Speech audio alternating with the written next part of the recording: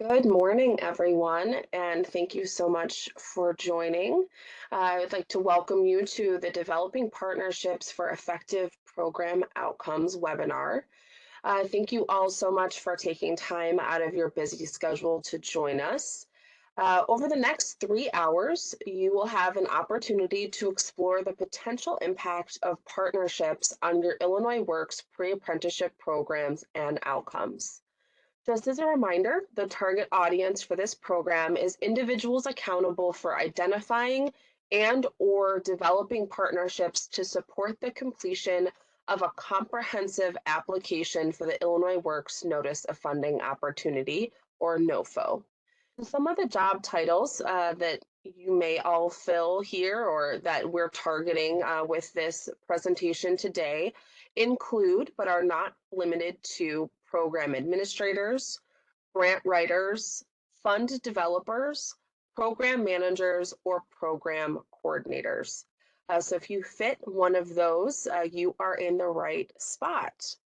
My name is Christine Flynn. I am a grant management analyst with the Office of Illinois Works. And today I'm going to be facilitating with my colleague, Dan. Dan, if you can please jump on and introduce yourself. Good morning, everyone. Again, my name is Dan Martinez. I am a grant manager with the Illinois Works pre-apprenticeship program, and welcome to the webinar. Awesome. Thank you so much, Dan. So in addition to Dan and I, the Illinois Works pre-apprenticeship team is made up of a few other very important people. So the first one is Dr. Norman Ruano, who is the Deputy Director of the Office of Illinois Works.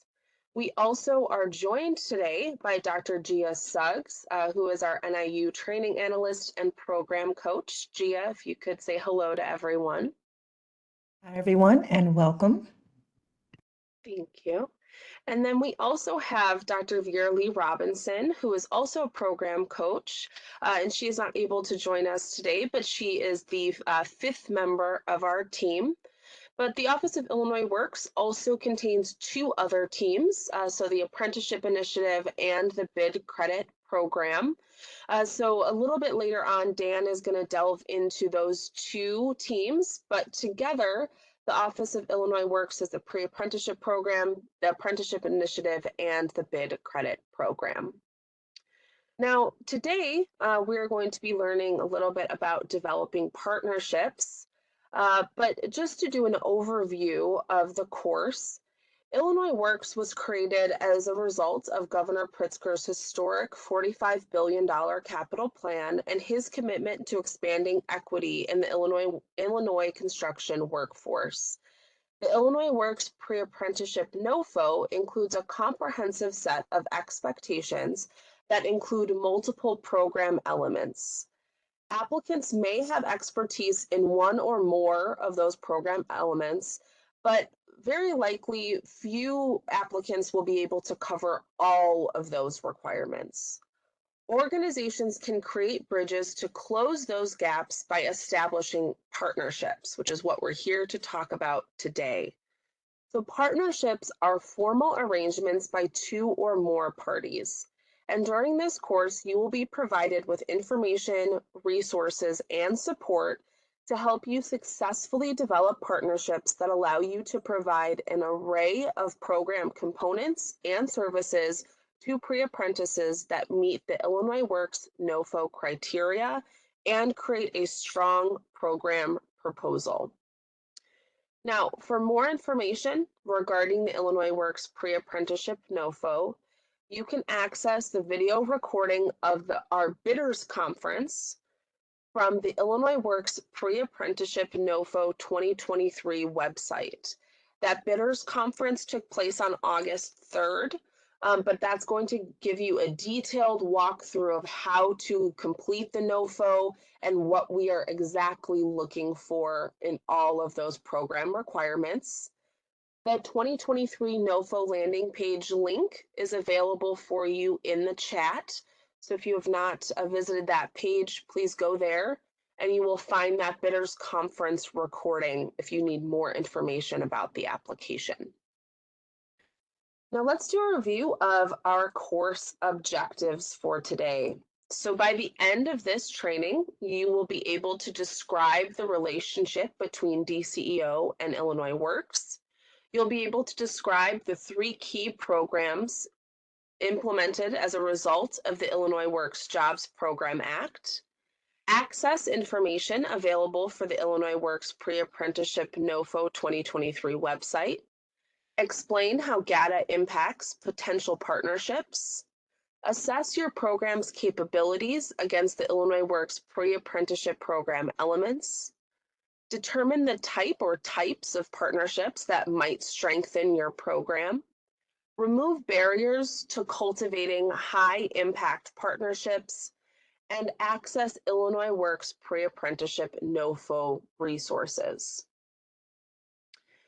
Now, please note this session will be recorded and made available for your review at the DCEO NOFO website.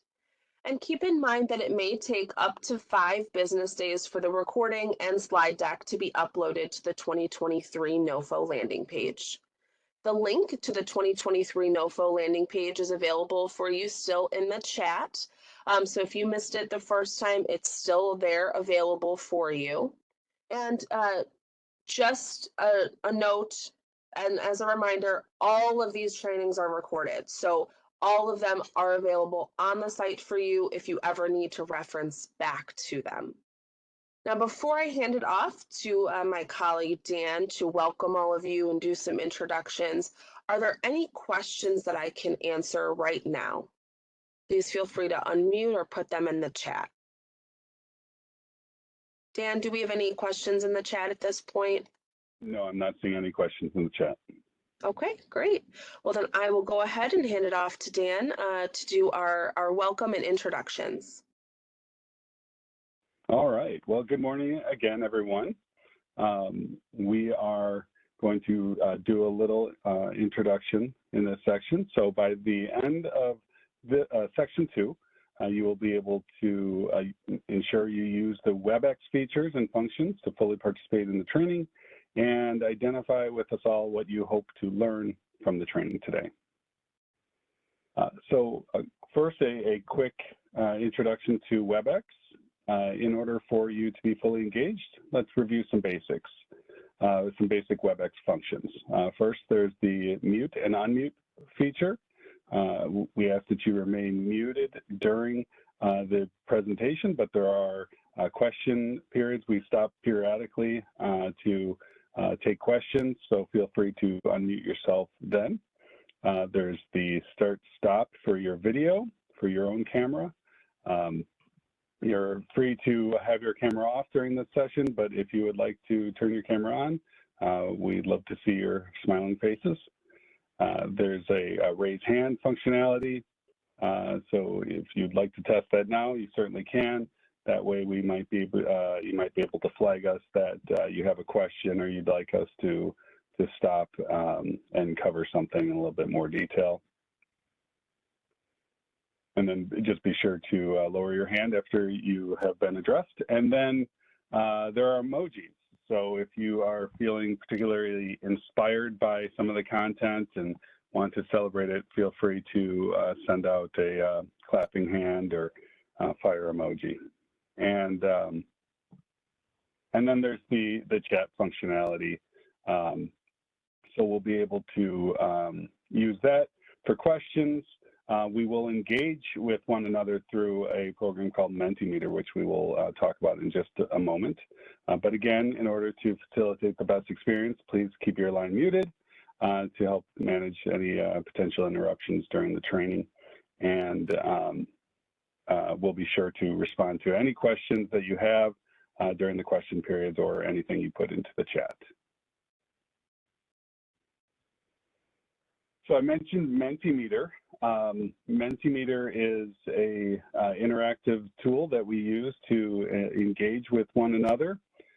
So we ask that you now use a separate device, hopefully, whether it's your phone or another system, or you can switch over to a browser and access Mentimeter.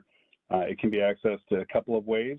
First off, Christine has placed in the chat a direct link. So if you click that, it will take you directly into our Mentimeter. If not, you can go to www.menti.com and then enter the access code, which is 8903-7613.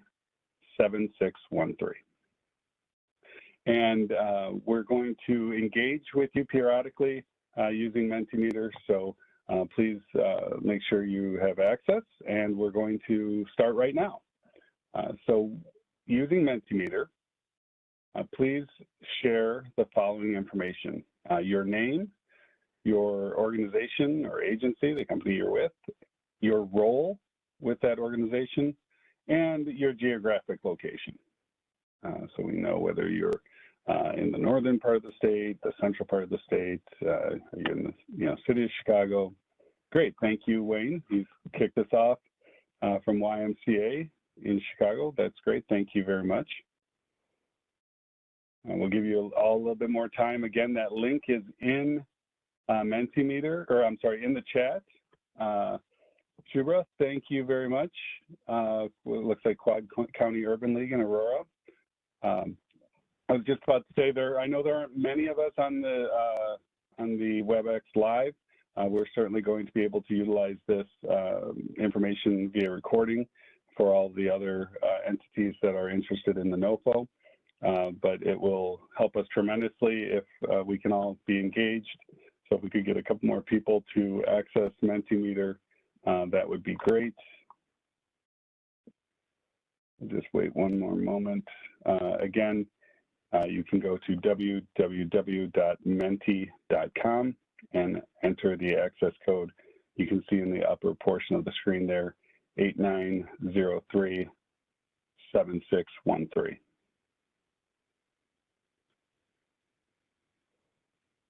Again, I want to thank you all for being here. We'll give you just one more moment. If you're having difficulty, well, thank you, Ron. Thank you for being able to enter that in. Looks like you're in Alton. I appreciate you being here with us.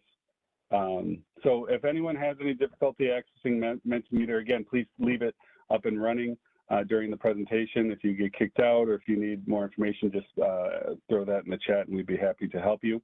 We're going to stay in Mentimeter and together answer the following question. What do you hope to get out of today's training? So Wayne, Shubra, Ron, if you could all assist us in sharing with us a thought of what you hope to get out of today's training, I'd appreciate it.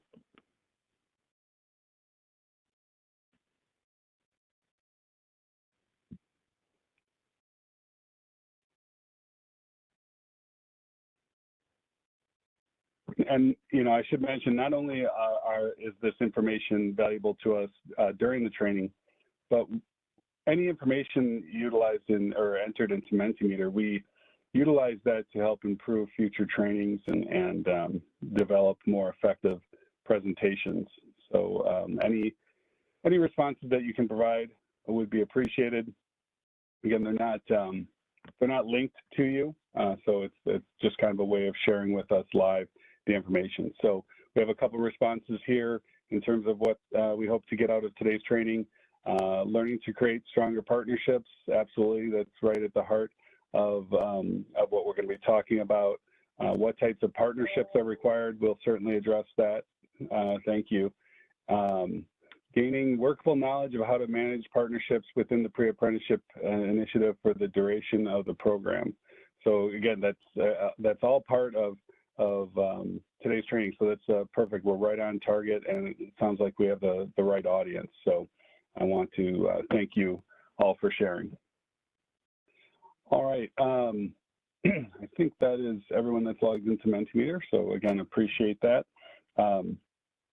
If you have any additional comments, things that you're not able to ask during the training, anything that you weren't able to enter into the chat, you can certainly email us afterwards for any comments or questions or additional feedback. Our email address is ceo.illinoisworks@illinois.gov. So So feel free to reach out to us after the training with any information or questions that you might have there as well. So speaking of questions, if you have any questions right now, please go ahead and unmute yourself or enter them into the chat. Are there any questions?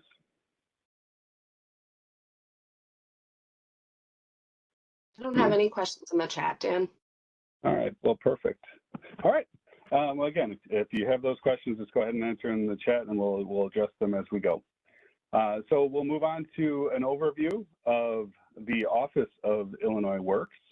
In this section, we will be discussing the role of Governor Pritzker's $45 billion capital plan that led to the creation of the Office of Illinois Works.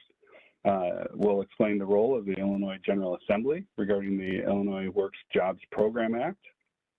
We'll describe the unique characteristics of Illinois Works model of the innovative workforce development model that was created, and we'll articulate the mission of the Department of Commerce and Economic Opportunity.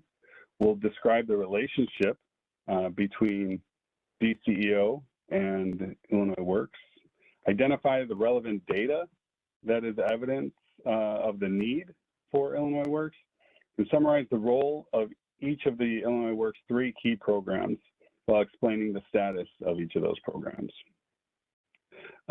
If you have previously attended the Introduction to Illinois Works and its programs webinar, you'll have a good background of this information.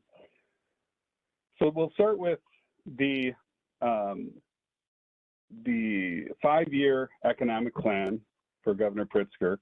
You'll notice that Illinois Works is a top priority of that economic plan, with new capital funding set to pave the way for tens of thousands of jobs over the next decade in the construction industry. The Illinois Works Jobs Program Act was intentionally designed to increase equity and opportunity in capital construction jobs for underserved groups, including people of color, women, and veterans. The intention is to reinvigorate the Illinois workforce for the future. We will share the 5-year economic plan, a link to the 5-year economic plan in the chat. If you have any questions about that, again, you can reach out to us either during this meeting or afterwards. The Illinois Works is a unique and innovative workforce development model that creates job demand, fills that demand through a talent pipeline, and then creates an incentive to hire and retain that talent that was developed. So typically, workforce development models have 1 or even 2 of these key components. And any one or a combination of the 2 would substantially impact the workforce in a positive way. The Illinois Works program encompasses all 3 of these key components, and they do so to create a comprehensive response to workforce development at all levels. Illinois Works is a one-of-a-kind initiative and is in a unique position to make a substantial difference here in Illinois. So the Office of Illinois Works is housed within the Department of Commerce and Economic Opportunity, DCEO. DCEO's mission is to support and maintain a climate that enables a strong economy for our customers, including taxpayers, businesses, workers, and community. Again, Illinois Works was created as a result of Governor Pritzker's $45 billion capital plan called Rebuild Illinois, with the intention of expanding equity. The Jobs Program Act is a statewide initiative to ensure that all Illinois residents have access to capital projects and careers, including the construction industry and the building trades. The goal is to provide contracting and employment opportunities to historically underrepresented populations in the construction industry. This effort specifically targets women, people of color, and veterans. We have a DCEO website or webpage that you can access. We'll put a link to that in the chat. For more information, you can go to DCEO's About Us webpage. Let me grab that and put that in the chat for you. There we go. All right. The Illinois Works Program Act webpage explains that Illinois Works is an innovative model to invigorate our workforce for the future. To the right of the webpage, there is a link to each of the Illinois Works key programs, as well as an option called Contact Us, which will provide you with the Illinois Works email address. Of course, we've given that to you all in this presentation already. At the bottom of the page, there is a virtual assistant available. This is similar to a help function. So our key programs, the DCEO Office of Illinois Works, with the support and partnerships of communities, building trades, the construction industry, delivers 3 key programs. See if we could advance the slide.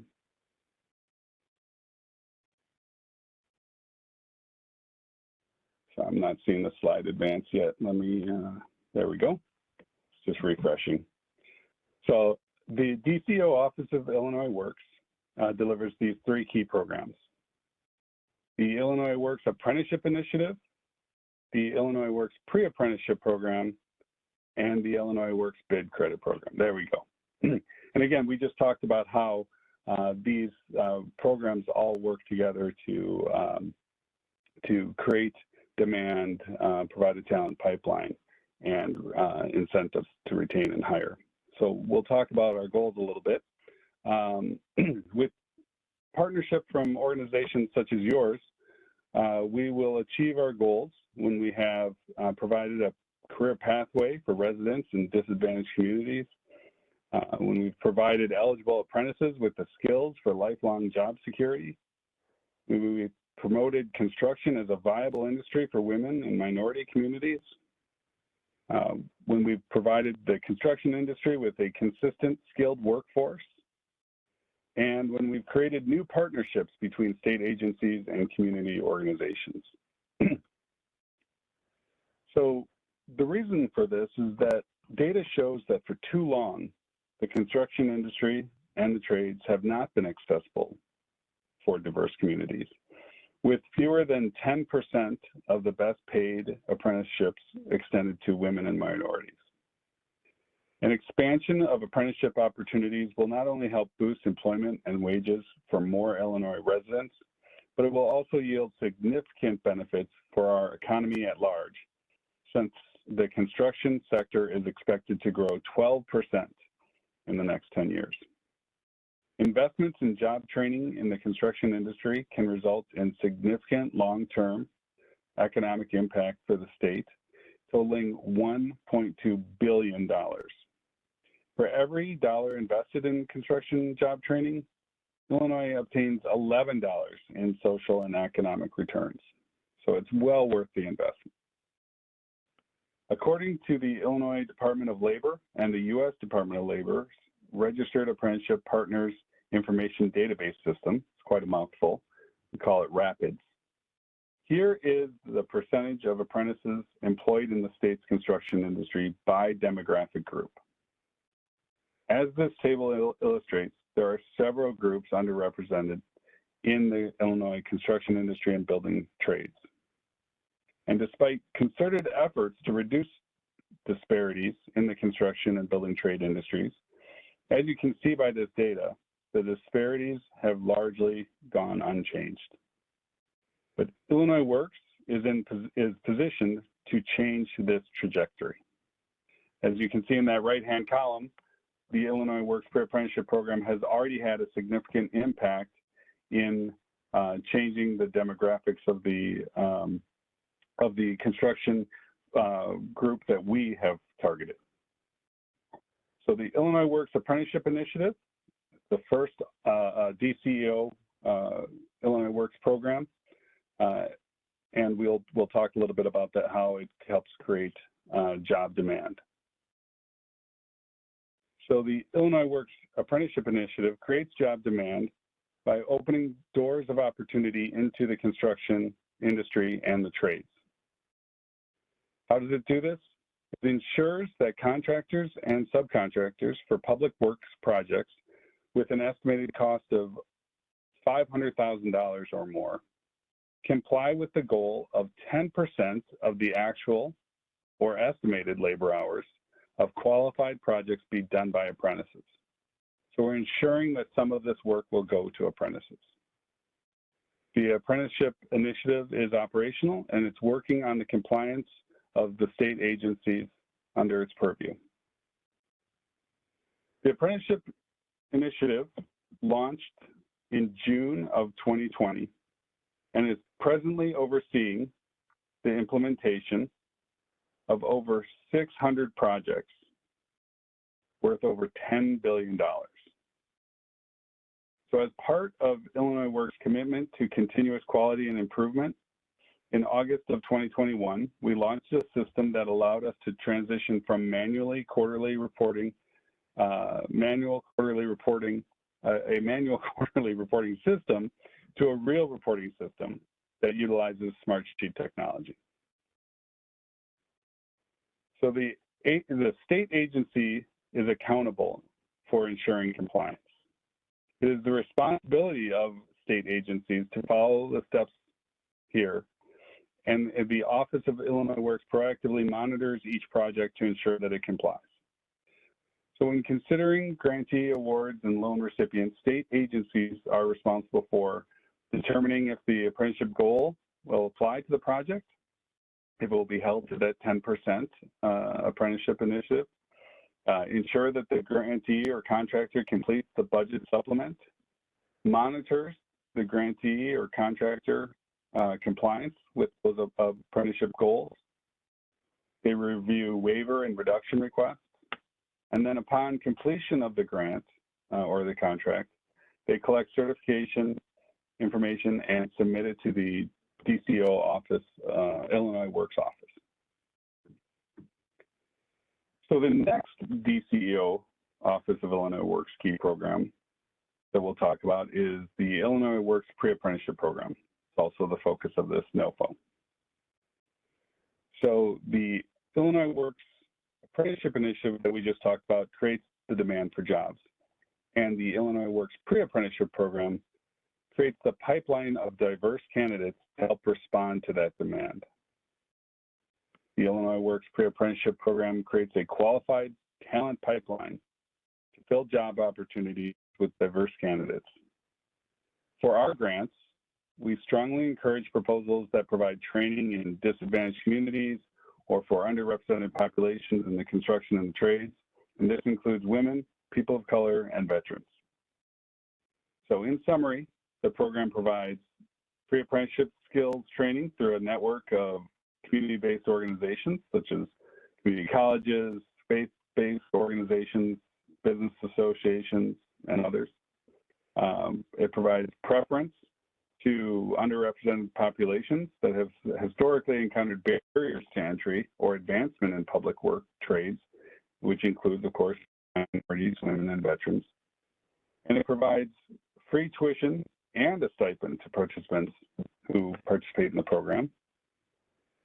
It provides a comprehensive array of supportive services delivered to help address systematic barriers which have prevented underrepresented populations from entering and participating in the construction industry. And it will provide a generous funding at an average of $11,000 per participant. And we received a $25 million appropriation to accomplish all this for phase 1 and 2 of the program. Additional information regarding national best practices are available on page 4 of the NOFO, and you can learn more about the program requirements starting on page 7 of the NOFO. Again, that NOFO can be accessed by a link that we will place in the chat, the 2023 NOFO. Thank you. So the current status of the Illinois Works program is in 2023. 27 grantees received 29 grants across the state of Illinois, resulting in a $12.6 million investment. The average award for each grantee was $436,000. Our present network of providers has capacity to serve approximately 1,300 Illinois residents through the majority of economic development regions of the state of Illinois. Our goal with this year's NOFO is to grow our provider network to 40 to 45 providers, covering the whole state of Illinois with a capacity to serve at least 1,800 Illinois residents. The final DCO Office of Illinois Work program that we'll discuss is the Illinois Works Bid Credit Program. So, again, a little recap. The Illinois Works Apprenticeship Initiative creates the demand for jobs. The Illinois Works Pre-Apprenticeship Program creates the pipeline of diverse candidates to respond to that demand. And then the Illinois Works Bid Credit Program completes the puzzle. The Bid Credit Program creates incentives to help ensure that the Illinois Works Pre-Apprenticeship Program graduates are hired and retained by contractors and subcontractors. So the Bid Credit Program incentivizes contractors to hire and retain these candidates. It does so by allowing contractors and subcontractors to earn bid credits for use toward future bids of public works projects contracted by the state or an agency of the state. Bid credits can only be earned for employing apprentices who have completed the Illinois Works Pre-Apprenticeship Program on public and private works projects contracted by state agencies. And DCO determines the bid credit earning rate by rule based on labor hours worked on state contracted public work projects by apprentices who complete the pre-apprenticeship program. The rate will be published and may include maximum bid credits allowed per contractor, per subcontractor, per apprentice, per bid, or per year. The Illinois Works Bid Credit Bank is being established and administered by DCEO, and DCEO is developing a mechanism and the technological tools for tracking the bid credits. Currently, the bid credit program is in the design stages and will be ready for implementation by the fall of 2023. The program's framework and rules are currently being finalized. In addition, a new bid credit and applicant tracking system are under development. These new databases will track graduates and allow companies to review the resumes for hire. Again, graduates of the Illinois Works Pre-Apprenticeship Program. To learn more about the Illinois Works and its program, the Office of Illinois Works and its programs, you are encouraged to access a webinar that was held on July 25th from the Illinois Works Pre-Apprenticeship NOFO page. You can access the website by a link that will be placed in the chat. So before we proceed to the next section, are there any questions about the information that we just discussed, the Office of Illinois Works or its key programs?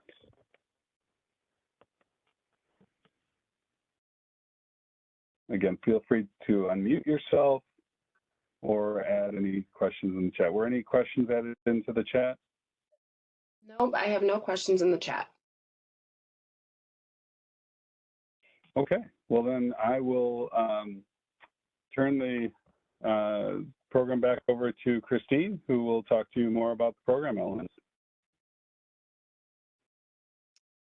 All right. Well, hello again, everyone.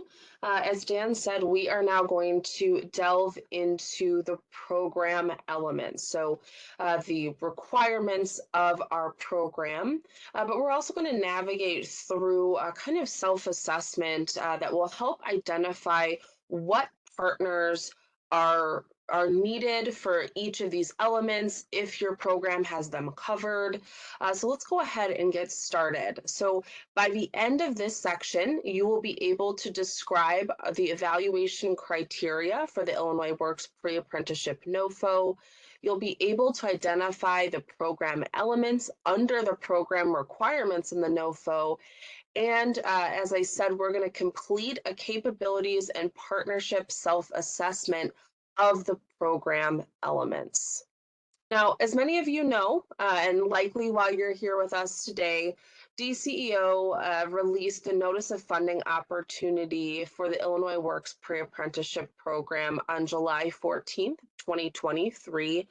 And if you have not been able to access that quite yet, we're going to go ahead and provide the link for the press release in the chat now. And through that press release, you'll also be able to get over to our Notice of Funding page, which I know is a link we have shared in the chat as well. Now, before we delve into the program elements and program requirements, we just wanted to touch on the evaluation criteria for the Notice of Funding. So applications will be graded using a merit review process and scored based on the following 4 criteria. Applicant capacity, which is 25% of the scoring. Documentation of need, which is also 25%. Project quality and integration is 30%, and cost effectiveness and or return on investment is 20%. So together, those 4 criteria make up the 100% of what our merit reviewers are going to be looking at. So there are additional details regarding the merit review criteria in the Notice of Funding. So that's in section E1, and you will get specific information about what goes into each of those categories. Now, the department will designate an evaluation committee to grade each application that's received for this funding opportunity, and grants will be awarded and funding levels will be determined per application based on its alignment with the requirements of the Notice of Funding. So that's very important. We receive a lot of applications every single year that are for outstanding programs. But if they are not in alignment with the requirements of the Notice of Funding, we are not able to push them through. So just make sure that your application aligns with those requirements outlined in the Notice of Funding. Now, based on the review, applicants may be selected to enter into negotiations with the goal of arriving at acceptable grant terms, including budgetary and scope of work provisions, at which time the final decision will be made and a grant award will hopefully be delivered to those applicants. Now, just as a reminder, our application period ends on August 30th. So that is next week, next Wednesday at 5 p.m. So applications that are in by then, we will start the review process. But any applications received after that time are not guaranteed to be looked at. So please make sure your application is in 5 p.m. on August 30th. If this anticipated timeline changes for any reason, we will notify applicants, but as of right now, we are still looking at August 30th, 5 p.m. And also, if you want more information about the application review, just go ahead and go to page 21 of that Notice of Funding. Now, you will see on your screen, we have the 8 sections of the Notice of Funding. We are going to focus today on Section A, which is the program description. And this section provides an overview of Governor Pritzker's executive order regarding workforce development and job creation, as well as Illinois Works' 3 key programs, which we just reviewed, or Dan just reviewed in the section before. It also outlines national best practices, program history, program goals, program requirements, and performance goals and measures. So we are going to delve into those program requirements in detail today. But if you are looking specifically for those program requirements, again, you will go to section A of the NOFO, program description, and you will see there is a gray box in that section that outlines all of the program requirements. Now, that box is located on page 7 in the NOFO, and it outlines all of the program requirements on your screen. So these program elements represent each of the requirements for a high-quality pre-apprenticeship program that can significantly increase apprenticeship opportunities for historically underrepresented populations. Now, as we've previously noted, these populations include women, individuals of color, and veterans. Our NOFO this year, though, has a dual goal. So we are trying to really prioritize the geographic locations that are on your screen. So you'll see they're divided up by DCEO region, but we also have specific counties that we are hoping to prioritize this year as well. So those include Sangamon, Peoria, McLean, DeKalb, DePage, Kane, Kankakee, Kendall, McHenry, suburban Cook County, and Will County, as well as LaSalle, Rock Island, Whiteside, Marion, Lawrence, and Jackson counties. So again, these are priority regions, but then within those regions, we're looking for these specific counties. Now, let me be clear, if you exist outside of those counties or you serve individuals outside of those counties, that is not a problem. That does not stop you from applying, but we are prioritizing these geographic areas if you happen to represent one of those. Now, in addition to those geographic locations, we are also looking to increase the number of certain populations, underrepresented populations in our network. So these include Asians, women, and veterans. So those are 3 groups that we've seen in our network that are still underrepresented, and we're really trying to ensure have equal opportunity and access to these long-term careers. Now, for those of you who attended the Bidders Conference on August 3rd, that graphic that we showed earlier of the program elements as well as these priority areas are very likely familiar to you. But let's go ahead and let's take a brief look at the elements that may require some emphasis and may lend themselves well to partnership. So we are going to do an exercise today. So this section is going to really focus on your partnership capabilities, what partnerships you already have, maybe identify some gaps in partnerships.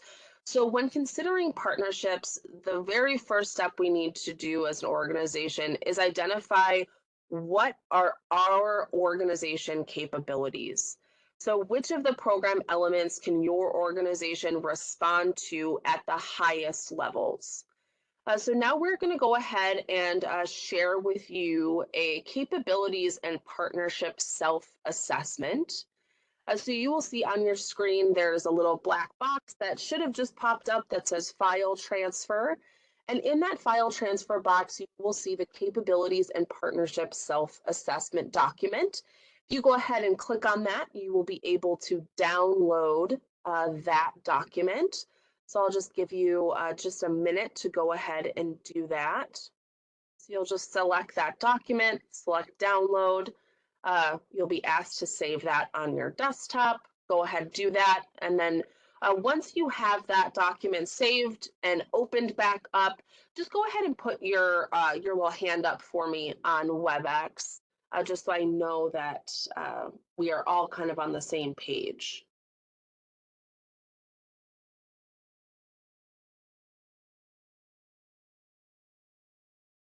So again, once you have that downloaded, just go ahead and open it and then raise your hand in WebEx so I can make sure that we all are on the same page. Great, thank you, Wayne. So Wayne's got it open.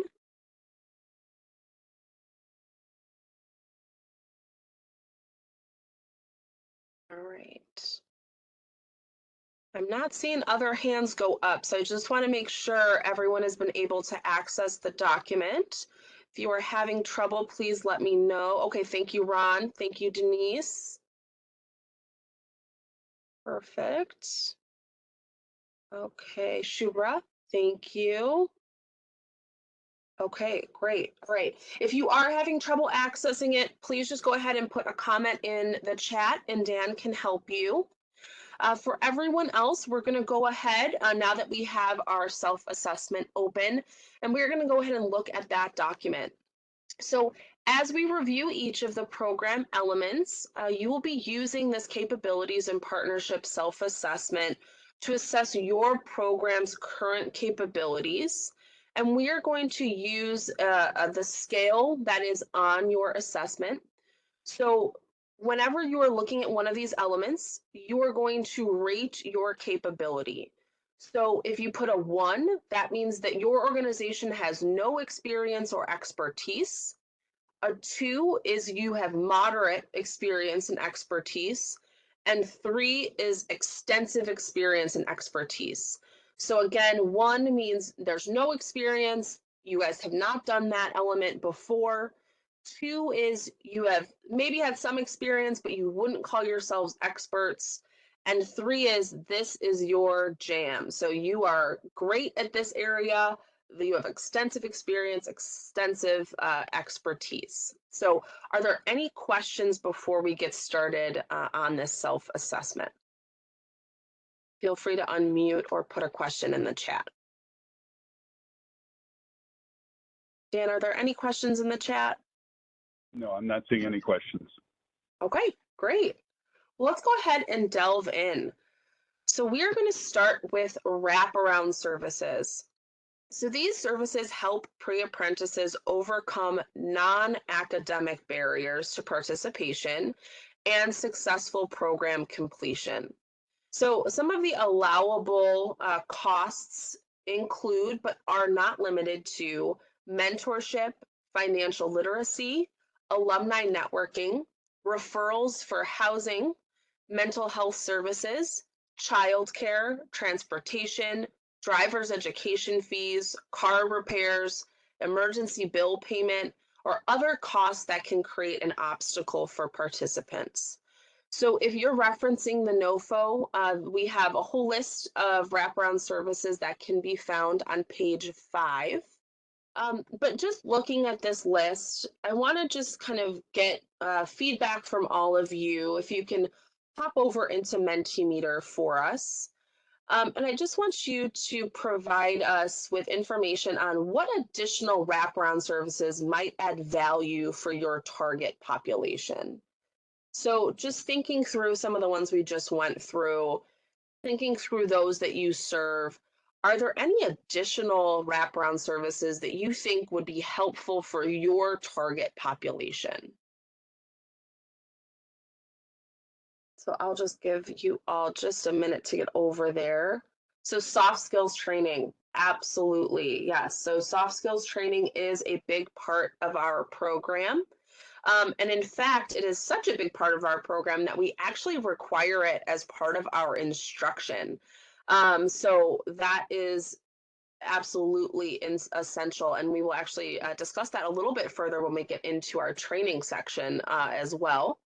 So how to have difficult conversations. Yeah, again, so I think that kind of goes hand in hand with that kind of soft skills training area of how to have those difficult conversations, maybe with managers, maybe with colleagues, how to have them, but be professional about them. So again, those are things that we actually find them so important that we make them a requirement actually in our training services. Are there any other kind of services that you can think of that might be a barrier for individuals to participate in the program?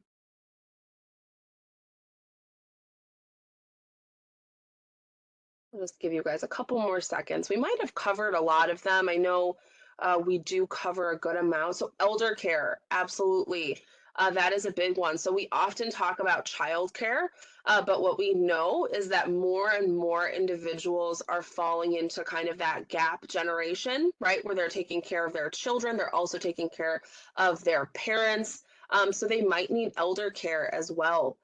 Language barrier for speaking Spanish, absolutely. So, something like ESL assistance or additional assistance, which is helping them translate documents or perhaps even tutoring. So if someone is confident in their English, but we're now getting into maybe some jargon that they're not comfortable with, extra assistance around that.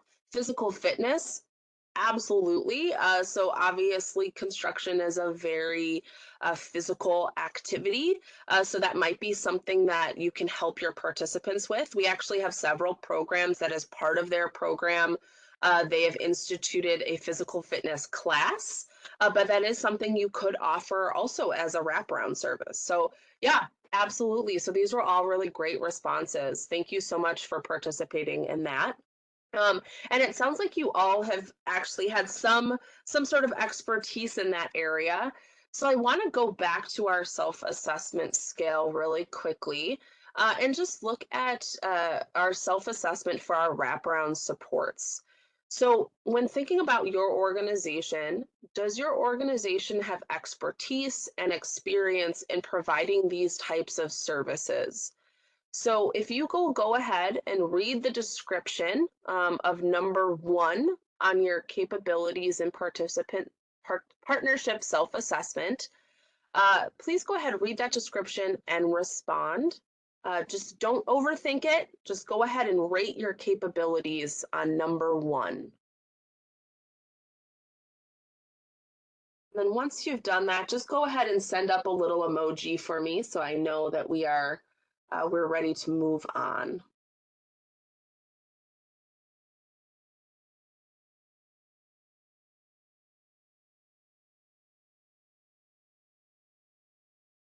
All right, thank you, Shubra. We'll wait for a couple more. So we got Denise, thank you. All right. Let me just see a couple more once you're done rating. Just try not to overthink it.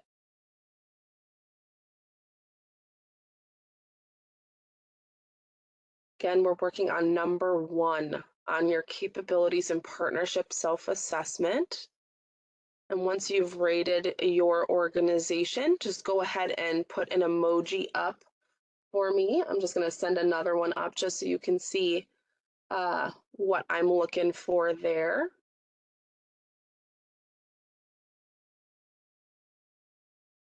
Okay. Well, let's go ahead. I'm gonna move on to our next one. So if you're still thinking about wraparound services, that's okay. But go ahead, don't overthink it. Just put your capabilities down there. Again, the score is 1 to 3.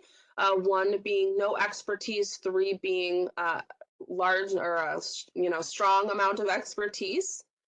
So student support services is next. So we just did our wraparound services, which are non-academic. Student support services are your academic supports.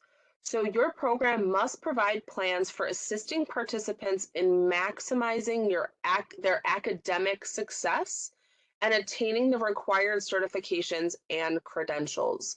So some services that fall into this space are tutoring, retesting, makeup sessions, or other educational enrichments. So that could be additional time for testing.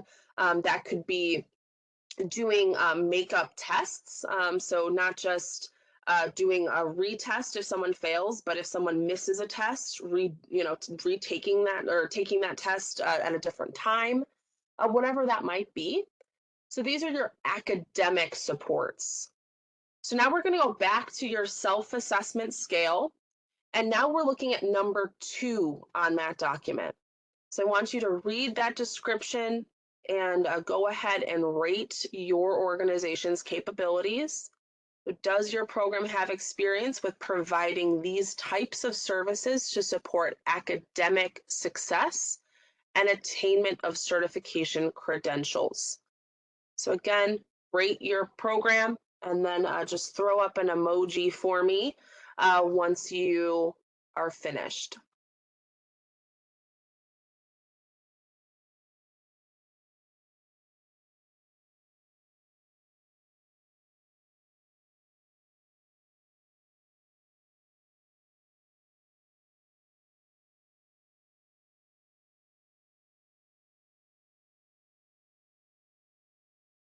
All right, thank you, Shubra.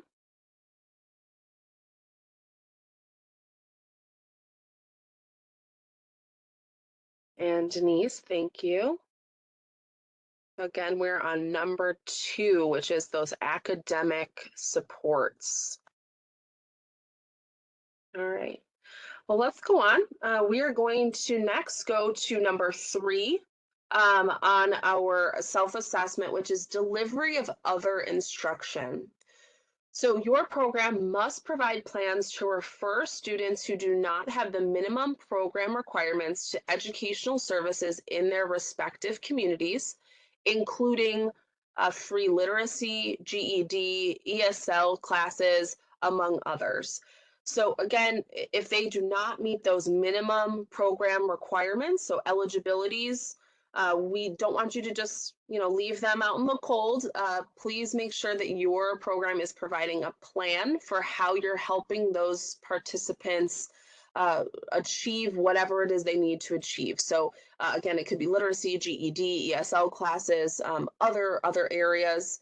These services are vital for these potential participants who do not qualify to register for the Illinois Works Pre-Apprenticeship Program, because they still need to obtain perhaps their GED or their high school diploma, or perhaps they can't engage in training in English.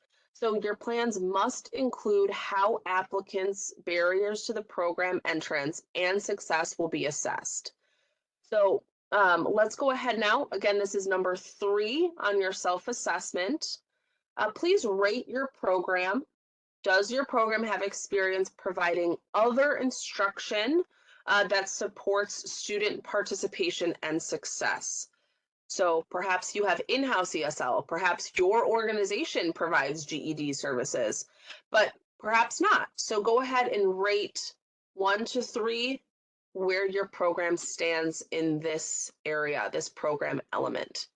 And again, put up an emoji for me once you have scored your program.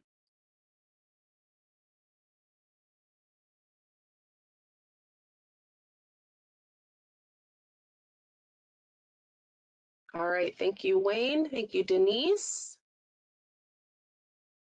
I'll just give you guys a couple more seconds. Just again, don't overthink it. You guys are the experts on your program, so thank you, Shubra. All right, great. Great. So let's go ahead. I know you may still be rating that one, but let's go to outreach and recruitment. So your program must outline proactive recruiting and outreach strategies that will generate a significant response for your target populations that enroll in and successfully complete your pre-apprenticeship program. Your strategy must acknowledge race and gender disparities in regional construction and business trade occupations. Applicants do not need to serve all populations targeted by the NOFO. You can focus on one or more of the underrepresented populations, including women, individuals of color, and veterans. And applicants must understand and communicate with union and non-union DOL registered apprenticeship programs to program candidates. So our requirement is just a DOL registered apprenticeship program in construction. So programs must offer to those participants both union and non-union options if they want to pursue those. Additionally, if the organization is offered a grant award, the team is required to create a marketing and outreach plan. So now we are going into number 4 on your sheet. So does your program have experience engaging your intended target populations? So again, 1 through 3, do you have experience engaging those target populations?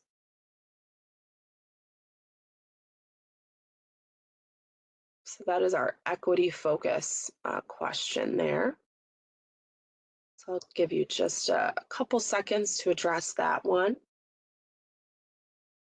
In this section, we actually have a couple of questions that are going to apply to our outreach and recruitment. So let's move on to number 5 on our questionnaire, So does your program have experience, expert knowledge, and a proven track record of outreaching to and connecting with your target population? So this includes dedicated staff persons, right? Does your program have that experience? Are there dedicated staff people who have a proven track record of reaching out to these populations? I'm going to give you about 20 seconds to answer that one.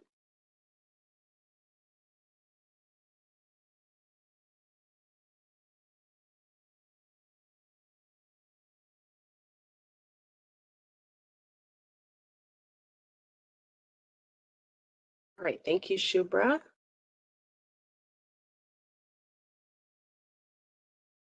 All right, thank you, Wayne. So our next question is number 6. Does your program have specific experience with creating and implementing an outreach and marketing plan for your specific target audience? So again, I'm going to give you about 20 seconds to answer that one. Don't overthink it. You know your program.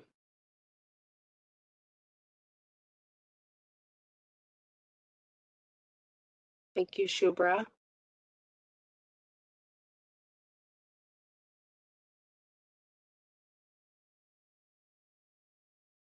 Okay, all right.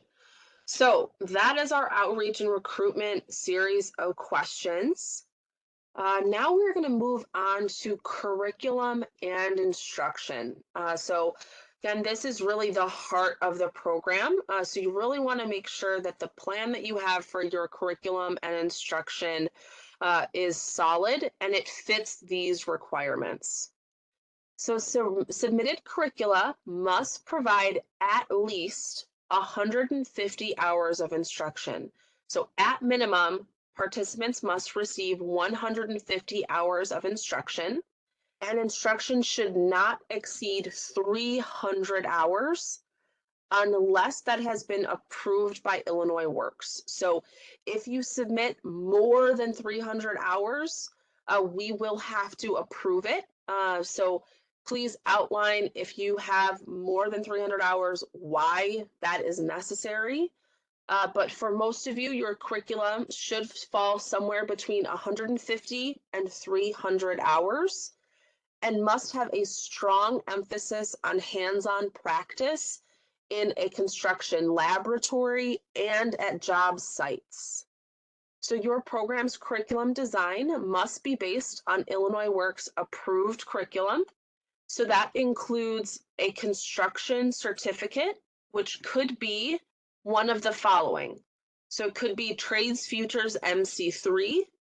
It could be the National Center for Construction Education and Research, or NCCER, or an Illinois Community College Board approved curriculum, or ICCB. So again, you'll choose one of those. So Trades Futures MC3, NCCER, or ICCB. Your program should also offer OSHA 10 and First Aid CPR. So those are the 3 required certificates: a construction certificate, OSHA 10, and then First Aid CPR. You are able to provide other relevant certifications. So we have seen flagger certifications, we've seen forklift certifications. So if you do want to offer those, you can also offer those above and beyond the construction, the OSHA 10, and the First Aid CPR. And applicants must submit a proposed curriculum outline, including hours, instruction modules, length of training, and the logistical plan for delivery.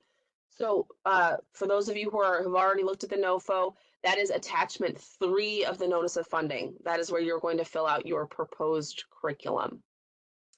So now let's go to our self-assessment scale. So there are 2 questions in this section. So the first one is number 7 on your assessment. And that is, oh, excuse me, if you are unmuted, if you can please mute yourself. Okay, thank you. So number 7 on the self-assessment scale is, can your program provide at least 150 hours of teaching, learning, real-world practice, and job site instruction. So again, I'll give you 20 seconds to fill that one out.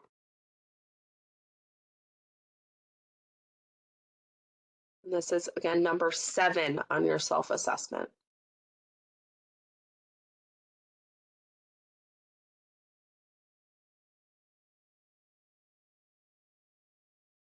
Okay. So now number 8 on your self-assessment is, can your program lead students to obtain an MC3, NCCR, an ICCB or ICCB, OSHA 10, first aid CPR, or other relevant construction industry certificates? So again, this is number 8. And then once you're finished with this one, go ahead and put up an emoji for me so I know you've finished 7 and 8. Give you about 15 more seconds here. Thank you, Wayne. Thank you, Denise. Okay, all right. So we're going to move into our next section, which we refer to as learning. So in the learning element, applicants must explain how you will coordinate education, learning, and necessary support, retention, and coaching. So this section is really trying to understand, how are you actually delivering this instruction? Where will it take place? Who is responsible for it? What support will you provide? What services will you provide? Now, the department is open to innovative teaching and learning tools. So if your program is utilizing reality or virtual reality for training, please also mention those. But this section is really about, what learning techniques will you be utilizing? Will you be in person? Will it be virtual? What will be happening here? So on your self-assessment score, again, this section is going to have 2 questions for you. So this is number 9 and number 10. So number 9 is, does your program have extensive experience leveraging innovative tools, including online learning and virtual learning, particularly given the limitations resulting from COVID? So obviously the learning space has changed a lot since 2020. So just go ahead and rate yourself. Give you 20 seconds here.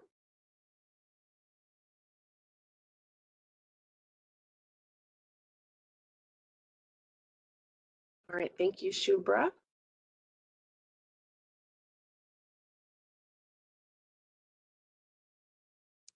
All right, and now question number 10. Does your program have experience providing and or coordinating work-based learning or on-the-job learning? So this is number 10.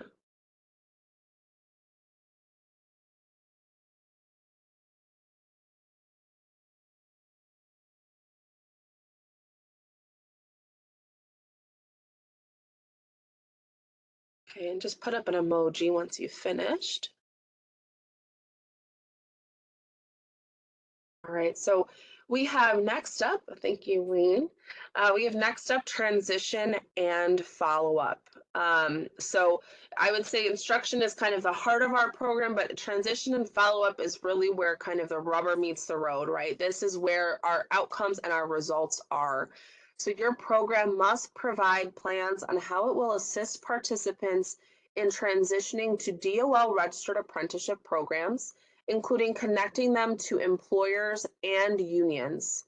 So this requires that programs continuously develop connections and relationships with employers, with DOL registered union-based or non-union-based programs, company-based or other relevant apprenticeship opportunities, construction education, or other employment, as well as experience with transitioning students to those resources.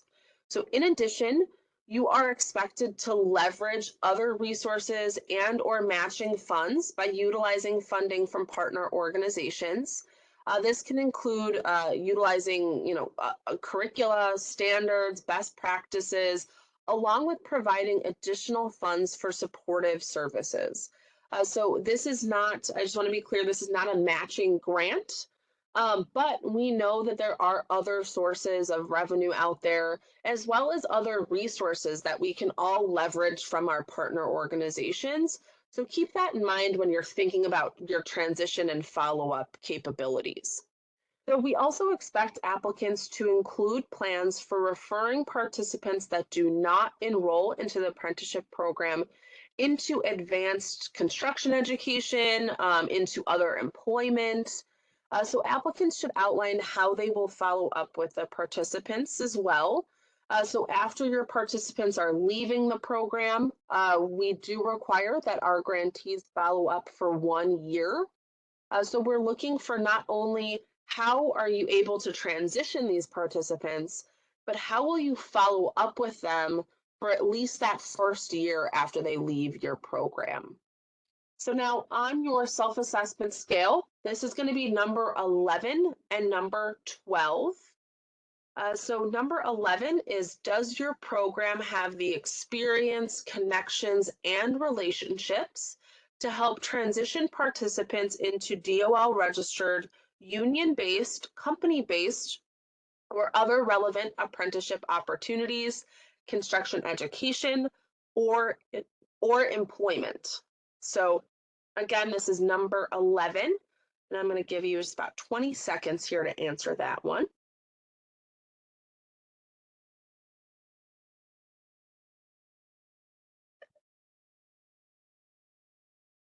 Okay, thank you, Wayne.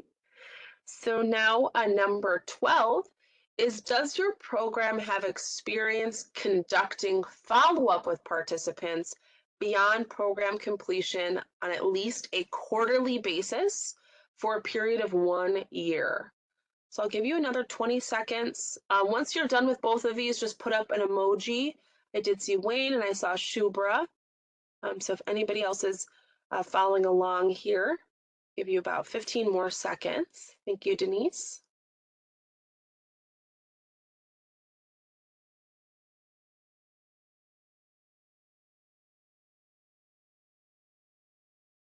Okay, great. So next up, we're going to do data tracking. So as you know, our goal is to significantly increase apprenticeship opportunities for historically underrepresented populations, which will be evaluated by DCEO and the Illinois Works Review Panel and reported to the Illinois General Assembly. We have to report on an annual basis to the Illinois General Assembly the progress that this program is making. So data tracking is very important. So given the importance of this, your program will be required to successfully transition participants, collect and track data and outcome measures throughout the program.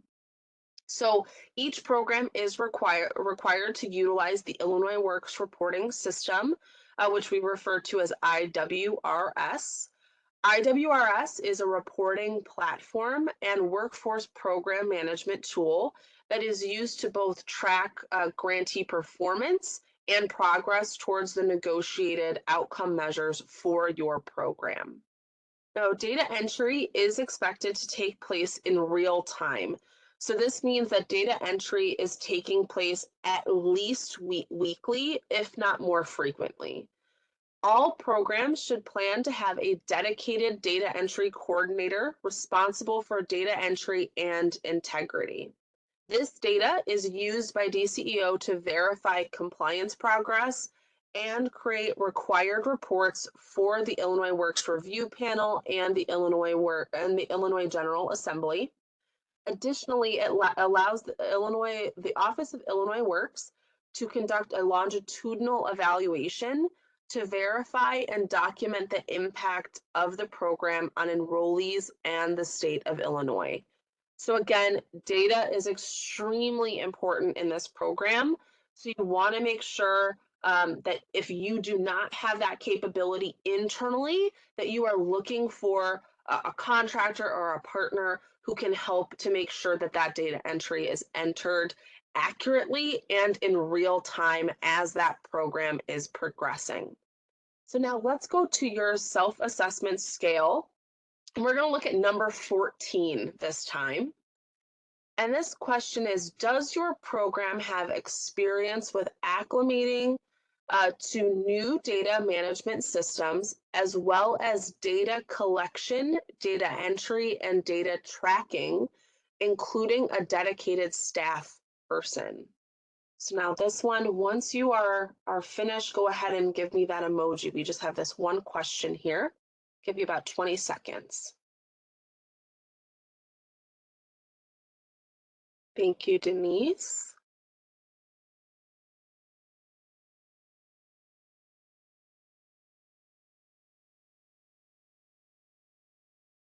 Okay, we just have about 10 more seconds. You can go ahead and rate yourself on question number 14.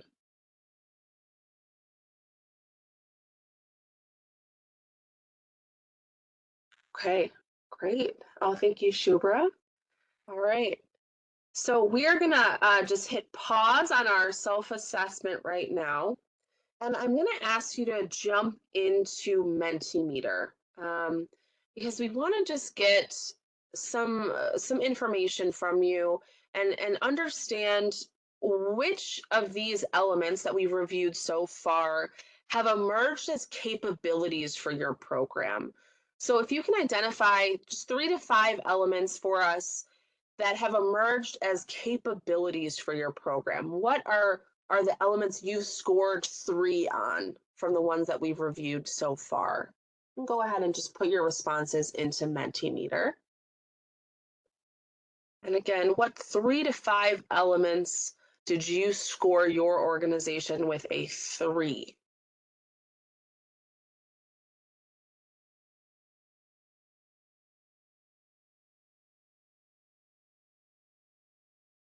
Just give you a couple of seconds to get back into Mentimeter if you jumped out of it.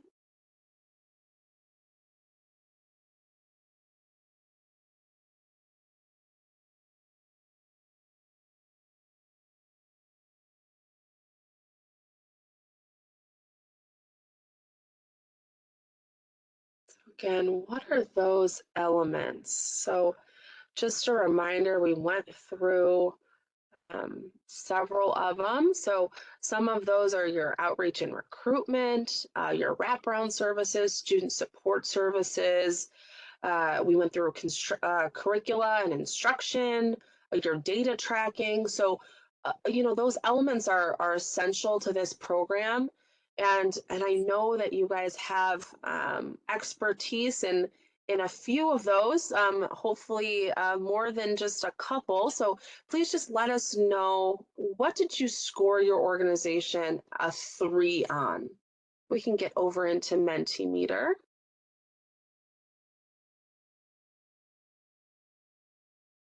Okay. So work-based learning and practicums, great. Curriculum and instruction and recruitment. So those are big ones. So curriculum and instruction obviously is kind of at that heart of our program. Work-based learning and practicums are requirements of our program. So making sure that you have those capabilities are so important, whether it's internally or with your partners. And then recruitment, of course, is essential. So without recruitment, you have no participants and you have no program. So having those capabilities are really, really important there. So for others, if you're not able to get into Mentimeter, please just put in the chat. Dan can help you out with that.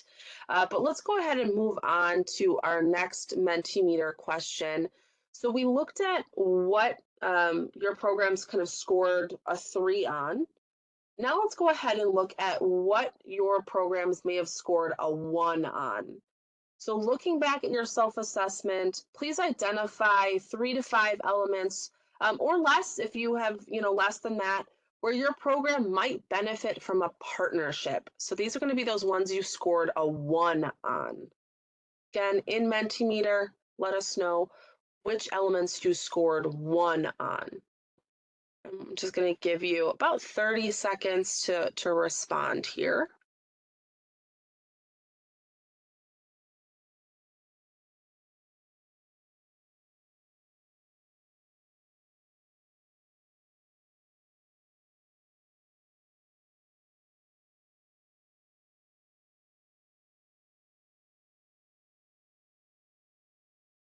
Okay. Yeah, 15 more seconds if you can give us a response on what your program scored a 1 on.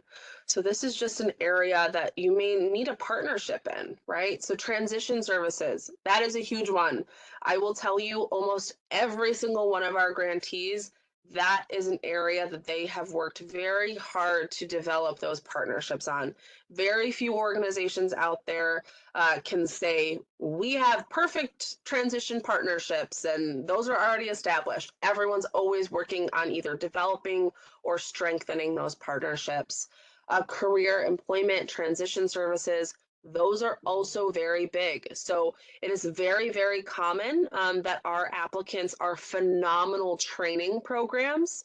But they haven't yet really, pushed forward on making sure that they are transition programs as well. So you want to find those partners out there that do that really well, that have those ins with your union and non-union registered apprenticeship programs, who have ins with contractors. So those are all really important as well. Thank you for that response. So we also had that category that was number 2. If you scored a lot of your program elements there as a number 2, this is going to be a conversation internally to determine, are those partnerships that you need to develop, are these internal capacities that you could develop? Are there staff members who maybe really excel in that area, but you just haven't needed to utilize that skill set before? So those number 2 categories, they haven't necessarily said you need to look for a partner, but it is something you want to consider and talk about internally. So this is something that we tell all of our grantees, but it's better to make friends before you need them. So what that means is that you want to be developing your partnerships right now. So go into networking events, go into contractor meetings or different apprenticeship committee meetings. Go out and meet people and be developing those relationships as early as you can, because you never quite know when you're going to have a participant come in and say that they're interested in one trade that you happen to meet someone at a networking event. Or you never know who might become a phenomenal mentor for your organization, who can help connect your organization to on-site or job site opportunities. So one really great example is we have a current grantee who they had kind of a tangential kind of relationship with um, a union that is centered in central Illinois.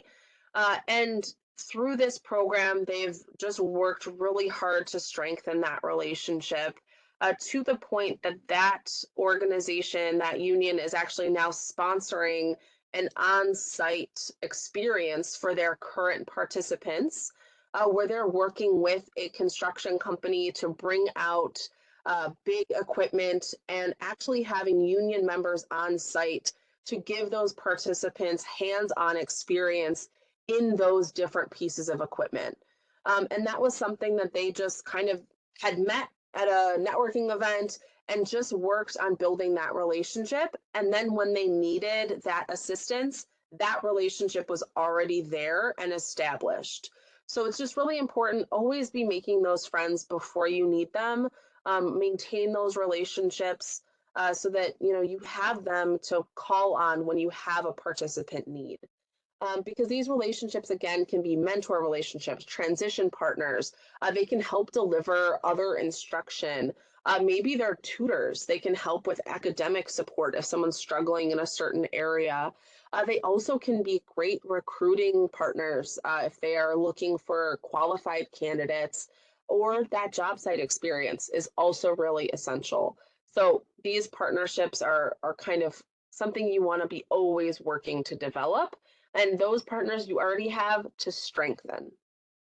So next, we're going to take just a few minutes and we're going to complete the potential partner column in your assessment document. So for these areas that you determined might benefit from a partnership, so those are your areas that are your number ones, maybe your number twos. So those areas you're considering a potential partner. I want you to go ahead. I'm going to give you 3 minutes and I want you to brainstorm some potential partners. So these can be people or organizations you already know. These can be people or organizations that you know of but haven't met yet. So I'm going to go ahead and I'm going to give you 3 minutes. So you'll have until 11:03 to do this column on your self-assessment.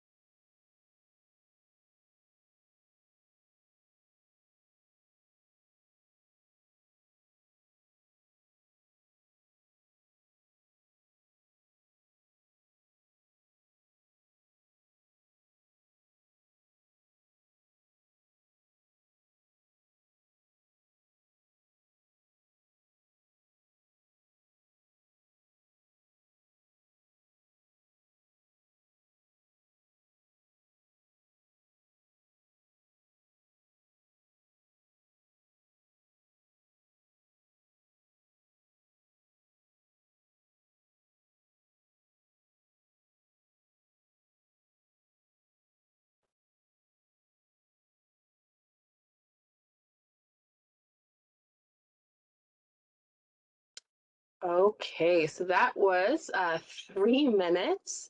So I hope you were able to brainstorm some potential partners and write them on your self-assessment in that potential partner column. Um, that kind of brainstorming activity is just extremely helpful because I think oftentimes we forget how extensive our networks already are. And once you start to think about, well, who does this task or who do I know who does this, suddenly we can generate a lot of names that maybe initially we wouldn't have thought of. So of course, you have that tool, so you can, of course, take more time outside of our session today to continue to brainstorm, but also brainstorm internally with the rest of your team because, everyone has experience with different partners, and so they might be able to bring additional people to the table. So next up, I want to talk about our heat map. So this is an extremely valuable resource and might be a good place to look for some potential partners as well. So this heat map is a place where you can go ahead and it's on our DCO website. You can go ahead and you can see statewide demographic data. You can see our Illinois Works project data. You can also see location and essential information for our pre-apprenticeship programs, as well as DOL registered apprenticeship programs. So that is really key, especially to our partnerships, because I would encourage you to go onto the heat map. You can actually enter the address of your location, and the heat map will bring you to that area. And you'll be able to see on that heat map, symbolized by little blue squares, those are all of the DOL registered apprenticeship programs in your area. So if you're thinking we might need some transition, we might need some, on-site or work-based learning relationships, that can be a really good tool for you to identify who you can start reaching out to let them know you're applying for this grant. You might need some of their assistance. You might be looking to partner with them in some way. That's a really great resource. So please go ahead on that heat map and try that out. Now, once you have identified areas that might benefit from a partnership, it is time to identify the type of partnership that would be appropriate for each relationship. So we will cover different types of relationships in the next section of our webinar.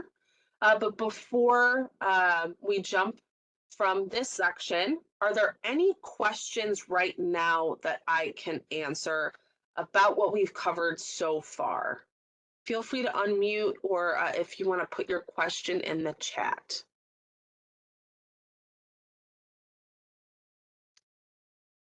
Dan, do you see any questions in the chat? I don't have any on my end. No, I'm not seeing any questions. Okay, great.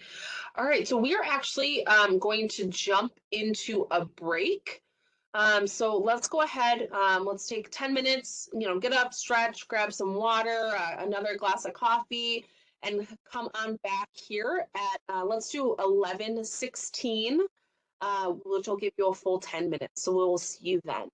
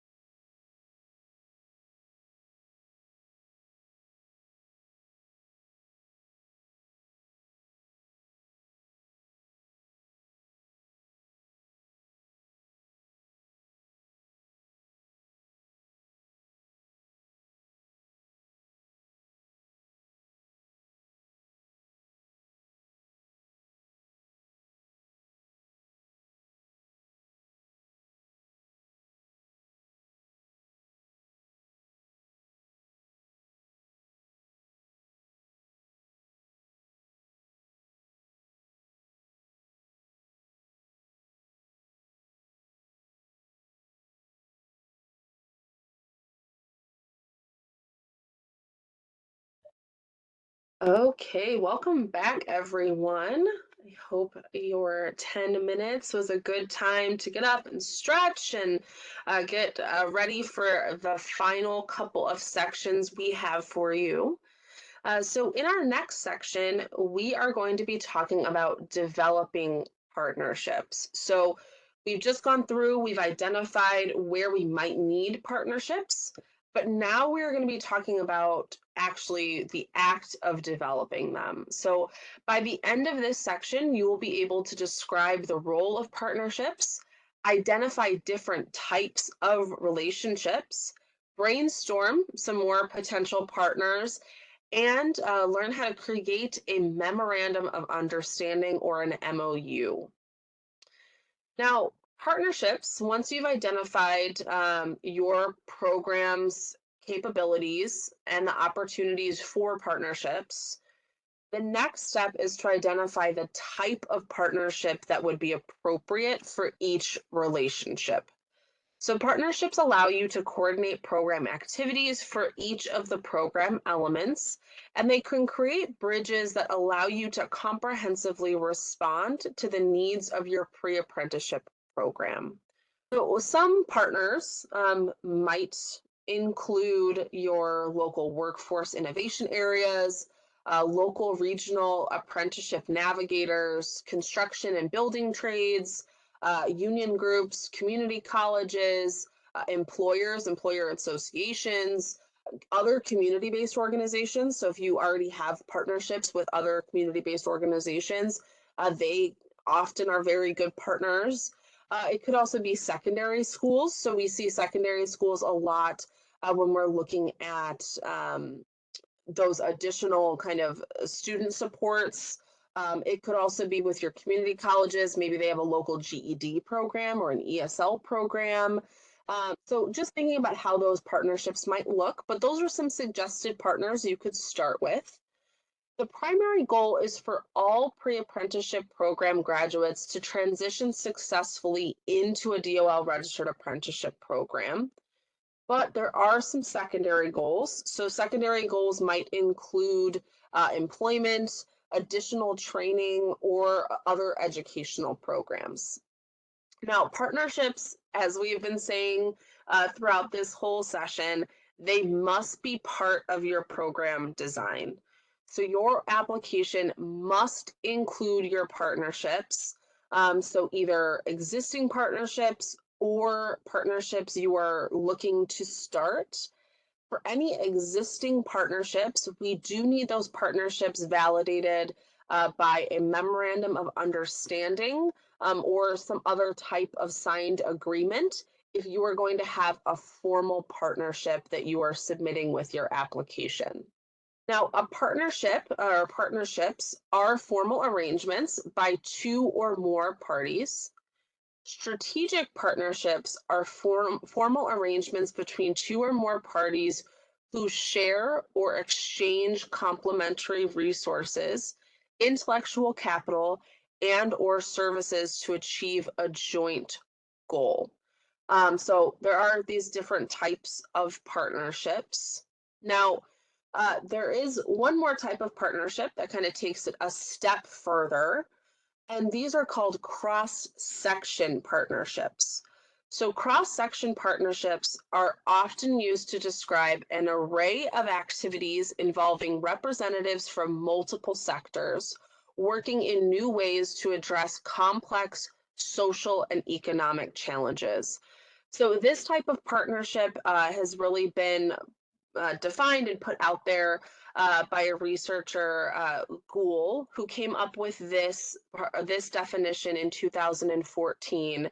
And it's really understanding that you have kind of these interdisciplinary relationships that allow you to kind of increase your ability to tackle these really big, complex challenges that are not just kind of maybe narrow aspects of, we need to just get this person a gas card, but really looking beyond that to what are the other aspects that fall into that barrier for that individual. Now, let's look at formal versus informal partnerships. So a formal partnership are highly structured engagements that are often guided by predetermined guidelines. So these are usually, if not always, outlined in a written document that is signed by both parties. So a formal partnerships are most effective when they are based on reciprocity. So that may include the exchange of funds for services. It could be some sort of in-kind arrangement. But usually these formal relationships are solidified in an MOU or in a contract where both parties will outline party A will do this, party B will do this, and this is what the expectations are for each of those partners. Now, an informal partnership are strictly based on the strength of that relationship between organizations, programs, or even individuals. So, given this, informal partners typically do not have an MOU or a contract that outlines their interaction. They generally are also not going to be exchanging funds necessarily. So, when you think about kind of your informal partnerships, these are your individuals who, you know, if you pick up the phone and you ask them, hey, I need to refer this participant over to you, or hey, you know what, we're doing a presentation on, this on this day. Would you come in and just volunteer your time to present or speak to the class? So these are the people that you have those relationships with, but they don't necessarily have some sort of written agreement between you. Now, although those informal relationships may lack the formality of an MOU, they often can be extremely strong, and the support that they can provide your program can be critical to the success of your participants. So, just because informal relationships are there doesn't mean they're less valuable. Please still put them in your narrative. Please still tell us about them. They still show the support that you can provide for your participants. Now, let's go ahead and look at the difference between a partnership and a provider. So, the Illinois Works Pre-Apprenticeship NOFO acknowledges both partners and providers, and DCEO has specific definitions of what each of those are. So a partner are typically formally structured long-term relationships. So these are entities that work together with you to address complex issues to achieve a shared goal. So you and your partners both contribute to your unique capabilities to the relationship to maximize outcomes. Now, it's not necessary for your providers to contribute to solving complex issues. So again, your partners are helping you solve those complex issues. They're helping to move you towards your goal. Your providers, instead, they're focusing on specific delivery of a needed service. So they can be an extension of your program's service plan, but an effective provider will contribute services that support your program's outcomes per their commitment. Or so their role is simply to get the job done. So your partner is going to be someone who comes in, they're sharing your goal, they're sharing your vision. Maybe they are a contracted partner who is working with you all the way through to make sure that your participants, from outreach all the way to follow up, have the support that they need. Now, that's going to be very different than a provider who maybe you hired just to do data entry, and their job is just to do data entry. They don't get involved in kind of a larger goal, they don't get involved in the larger vision. You have hired them to do a job, and they are there to do that job. Now, both of these are extremely valuable and critical to the success of your program, but they are different types of relationships, right? Both of them are extremely important. Now, for a partner, this might include someone who is a sub-grantee, perhaps a fellow grantee. For providers, though, that's going to be kind of your contractors or your vendors. So people who are, again, just there to do one specific job, fill one specific role. Now for DCEO, we do refer to all of our grantees as partners as well. So a grantee or a recipient of funds is a non-state entity that receives an award directly from a state awarding agency to carry out the activities as outlined in the award. So, for example, you are all here applying. If you were to be awarded funds, you would become a grantee. We, DCEO, would be your state awarding agency, and we would contract with you to offer a specific outlined scope of work. So, in this case, training services and transition services. Now, a sub-grantee is also a non-state entity, but they receive a sub-award for the purpose of carrying out a part or a portion of a state award. So the sub-award creates an assistance relationship between the grantee and a sub-grantee. So again, in our scenario, if you were to be awarded funds, you would be the grantee. Now, if you then contracted another entity and were to say, we're going to give you a part of our grant award, so you will be our sub-grantee, you would outline to them specific items they are required to do, and then they report into you. So instead of that sub-grantee reporting into DCEO, they would report into you. And it's very important to keep in mind that as the grantee, you are still responsible for everything in that grant agreement, even if your sub-grantee is offering that service. So that's a very important distinction. The responsibility and our relationship at DCEO is with that grantee, even if they have sub-grantees or contractors and vendors. So your contractors and vendors are your non-state entities that receive a contract to provide goods and or services for the awarding non-state entity. The contract creates a procurement relationship between the contractor and the grantee or the sub-grantee. So again, you want to kind of think about this almost as kind of a hierarchy of sorts. So your grantee is reporting directly into DCEO, but your sub-grantee and your contractors or vendors are reporting directly into that grantee.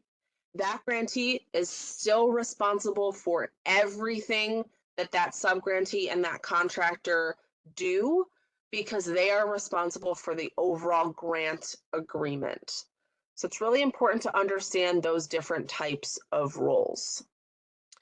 Now, here's what each of those roles types mean to you. So on your screen, you're going to see our little chart here. So each of the columns represents either your grantee, your sub-grantee, or your contractor and vendor. And it outlines what each of those roles is required to do when it comes to the state of Illinois. So you will see for your first column, your grantees, that you must be, as a grantee, GATA pre-qualified. You must be officially on record for the grant and receive the actual funds for the grant through the grant agreement. It requires an MOU with sub-grantees. You must be a nonprofit. You must report program participation and outcomes through the periodic performance report and periodic financial report, plus any other reporting as part of Illinois Works, and must maintain program documentation for 3 to 5 years. So that is for your grantees. Now, for sub-grantees, they do not need to be GATA pre-qualified. They are officially on record for the grant and can receive actual grant funds. So again, that's very important. Your sub-grantees need to be identified in that grant agreement. There is a requirement of an MOU, but your sub-grantees can be a for-profit organization. So only that grantee has to be a nonprofit. Your partners can be for-profit or nonprofit, so keep that in mind. Now, they also must report program participation and outcomes. Your subgrantees are going to report those into the grantee. That subgrantee also must keep documentation for 3 to 5 years, and they must provide services and outcomes that are reported and managed by the grantee. So again, that subgrantee is going to be reporting into the grantee. Now, for your providers or your contractors and vendors, they do not need GATA pre-approval. They do not have to officially be on record for the grant agreement, so you can hire them after your grant agreement has been established. They are going to be listed on your NOFO project plan, so you do want to outline that you will be contracting a specific partner or I'm sorry, contracting a vendor or a contractor. They are compensated by the grantee or the subgrantee. They do not require an MOU, but it is highly recommended that with any of your contractors and vendors, you have a contract that outlines what they are required to do. They can be a for-profit or a nonprofit. And again, they are required to report into your grantee or your subgrantee. So now all of this, everything that I just said is outlined on this screen here. So you can see exactly what each of these entities is required to do or not to do.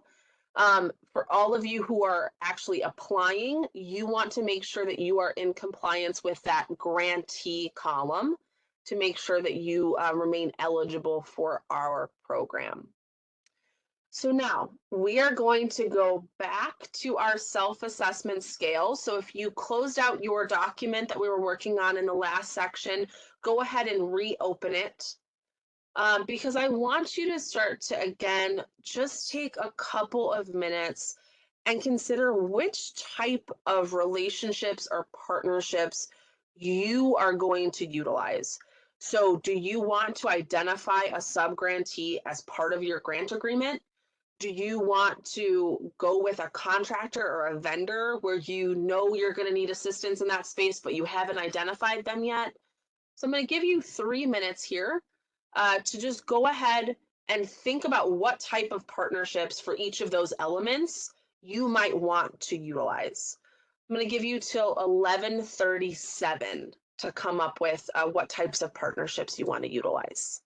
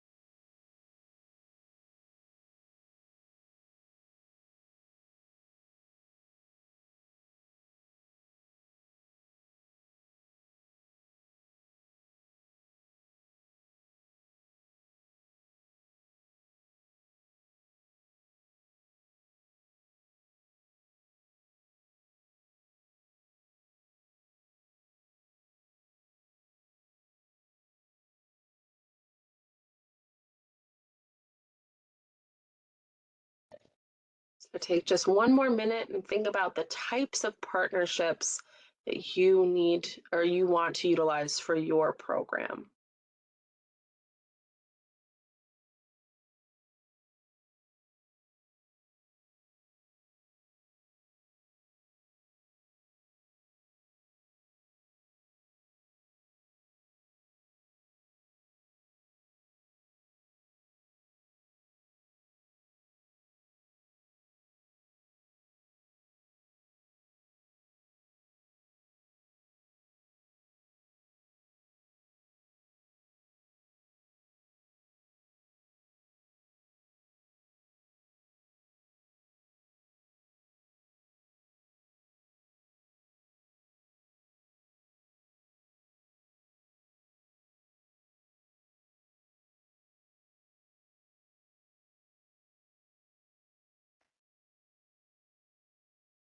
Okay, so I hope that you were able to identify some types of partnerships that you want to utilize for those program elements.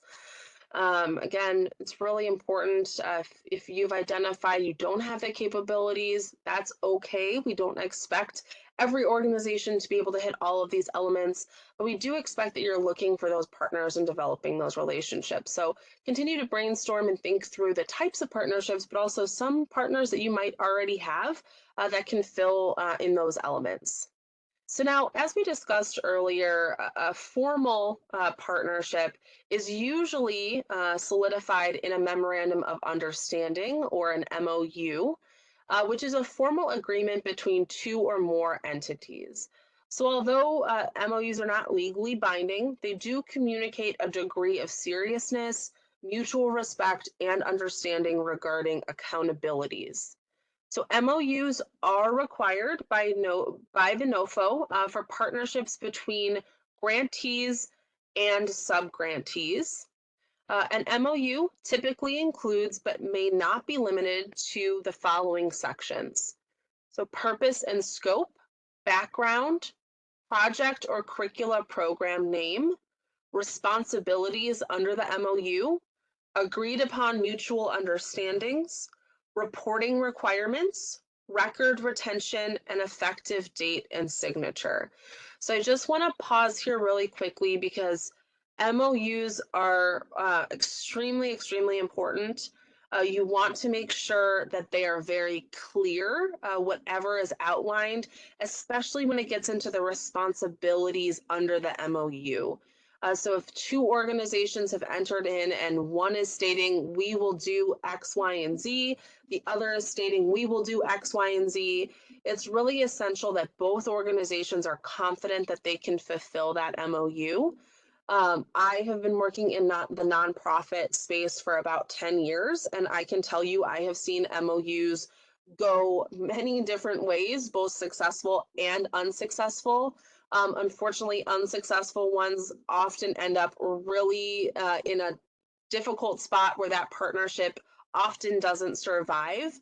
So you really just want to make sure that you are preserving that relationship by being really clear about what each of you is going to provide and holding those boundaries. You don't want to put either of you in a position where someone's kind of overreaching or putting themselves in a position where they can't really accomplish those tasks. So just be really clear and honest with your partner about what each of you can bring to the table, and that will put you on a path for success with those MOUs. Now, I want to get some feedback from all of you because I know we have a lot of experience on the call today. But if you can just jump into Mentimeter, and if Dan, if you can go ahead and just put that Mentimeter link and everything back in the chat for us, just in case anyone's logged out. And let us know, based on your experience with MOUs, what additional context have you found valuable for an MOU? I'll just give you a couple seconds to get back into Mentimeter. I know some of you might have jumped out of it during our break. So go ahead and get back into Mentimeter. Let us know, based on your experience with MOUs, what additional context have you found valuable for an MOU?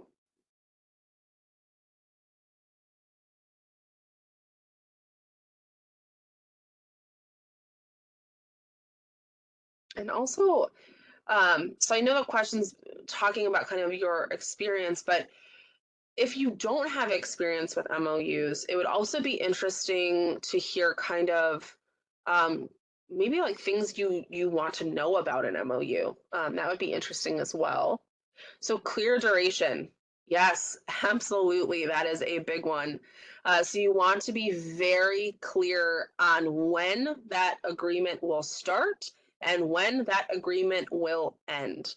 That is a big pitfall of a lot of MOUs, that there is a vagueness of, well, this will end when the program ends. Okay, well, does the program end when a cohort ends? Does the program end when the grant agreement runs out? When does the program end, right? So you want to have a really clear delineation of when something starts and when something ends. Compensation is also a really good one. How much will be exchanged? So I have seen in my experience questions about, one partner thinks it's going to be 10%, another partner thinks it's going to be a flat fee. They go into that thinking this is what it's going to be and find out that neither of them end up being happy because the MOU actually says one specific thing, someone else misunderstood it, so it becomes chaos. So that's absolutely essential. Who will be doing what and maybe even how? Absolutely. You want to outline that in your MOU. Which party will be doing what tasks, specifically what tasks, not just kind of general, well, they'll be offering assistance. No, what assistance will they be offering? How will they be offering it? Even sometimes, what's the timeline for offering that, right? They will come and tutor our participants on a weekly basis from this date to this date. They will be here doing data entry Monday, Wednesday, Friday on these dates, whatever that might be. So you just really want to get as specific as you can, just to make sure that everybody is clear. There's no questions down the line. There's no misinterpretations that one person thought weekly meant, you know, on Mondays when really you needed them on Thursdays and Fridays, whatever that might be. So yes, those are all really good responses. Thank you for those. So I know it sounds like you guys have experience with MOUs. A lot of your organizations may already have an MOU, but we did want to provide you just an example MOU if you're looking for kind of a template. So Gia is going to go ahead and share. We'll do the file transfer with you again. So once that little black file transfer window pops up, all you'll need to do is select the document, and then you'll just select to download it. Again, you'll do the exact same thing you did with that assessment. You can save it on your computer. We're not going to be going through the document, so it's really just for your use. So feel free to save it and check it out later. So it does look like the file transfer window is up. And then just in a second, oh, there it is. The MOU example is there for you to download. So go ahead and take just a second. And it looks like actually we have two examples. Thank you so much, Gia. Gia's provided us with two examples of MOUs that you can feel free to utilize if you want to grab those. Give you just a couple seconds here to download those.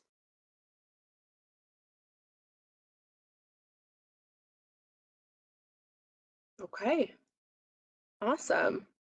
Well, if you had any issues downloading those, just let us know in the chat. We'll make sure to get those to you so you don't miss out on that resource. But let's go ahead and move on. So as we've been talking about, it is extremely important to identify your partners in your application in response to the Illinois Works NOFO. That includes outlining their current or future role in your program, providing an MOU or a contract agreement for those formal arrangements, as well as adding them in your program budget. So that is something we have seen more than once get left behind, that someone identifies they will be partnering with an organization, that organization will be paid a certain amount, and that's all outlined on their staffing plan and in their narrative, but that amount of money doesn't get into the program budget. Very essential if you are going to be utilizing a partner. put money in your budget to pay that partner if you are going to have that formal agreement. So your written agreements should include any training accreditations, relevant organization credentials, and other vital information that's relevant to what that partner is going to be doing. And you want to ensure there's clarity around what role and responsibilities your organization will fulfill, as well as those with your partners, what your partners will fulfill. So again, that was one of our Mentimeter responses. Outline the role and responsibilities of everyone on that agreement. Now, let's talk a little bit about accountability. So it is important to keep in mind that even if you have a sub-grantee, even if you have a contractor or vendor, when it comes to DCEO and the Office of Illinois Works, the grant recipient is the one who will be held accountable for any actions in their program. So I make that point really clearly because at the end of the day, DCO is contracting with you as a grantee, and it is your responsibility as a grantee to partner with and contract with individuals who you are confident can do that work. And if for some reason something happens, that you take accountability for that work going awry and you work to address that. So if your subgrantees or your providers are not performing as agreed, they can be removed and replaced. But that again, you as a grantee will be held accountable by DCEO. So just because your subgrantee is in your grant agreement, just because you have a contractor that you've submitted that you will be partnering with, they can be removed or replaced if they're not performing well. But just keep in mind, so you as the grantee will always be held accountable. So I just really want to drill that in because we've had several circumstances that I've seen, not just in this program, but in other programs where a subgrantee or a contractor does something that kind of affects the overall program and the grantee ends up kind of holding the bag a little bit. You want to make sure that you know who your partners are, everything's very clearly outlined, and you know that you are confident in the team that you've put together, both internally and externally with your partners. Now, failure to kind of achieve those outcomes, to manage your reporting effectively, can lead to a grantee being placed on the Illinois Stop Payment List. If you're placed on that list, you will not be considered as a grantee or a sub-grantee for any future funding, both at DCEO and any state agency.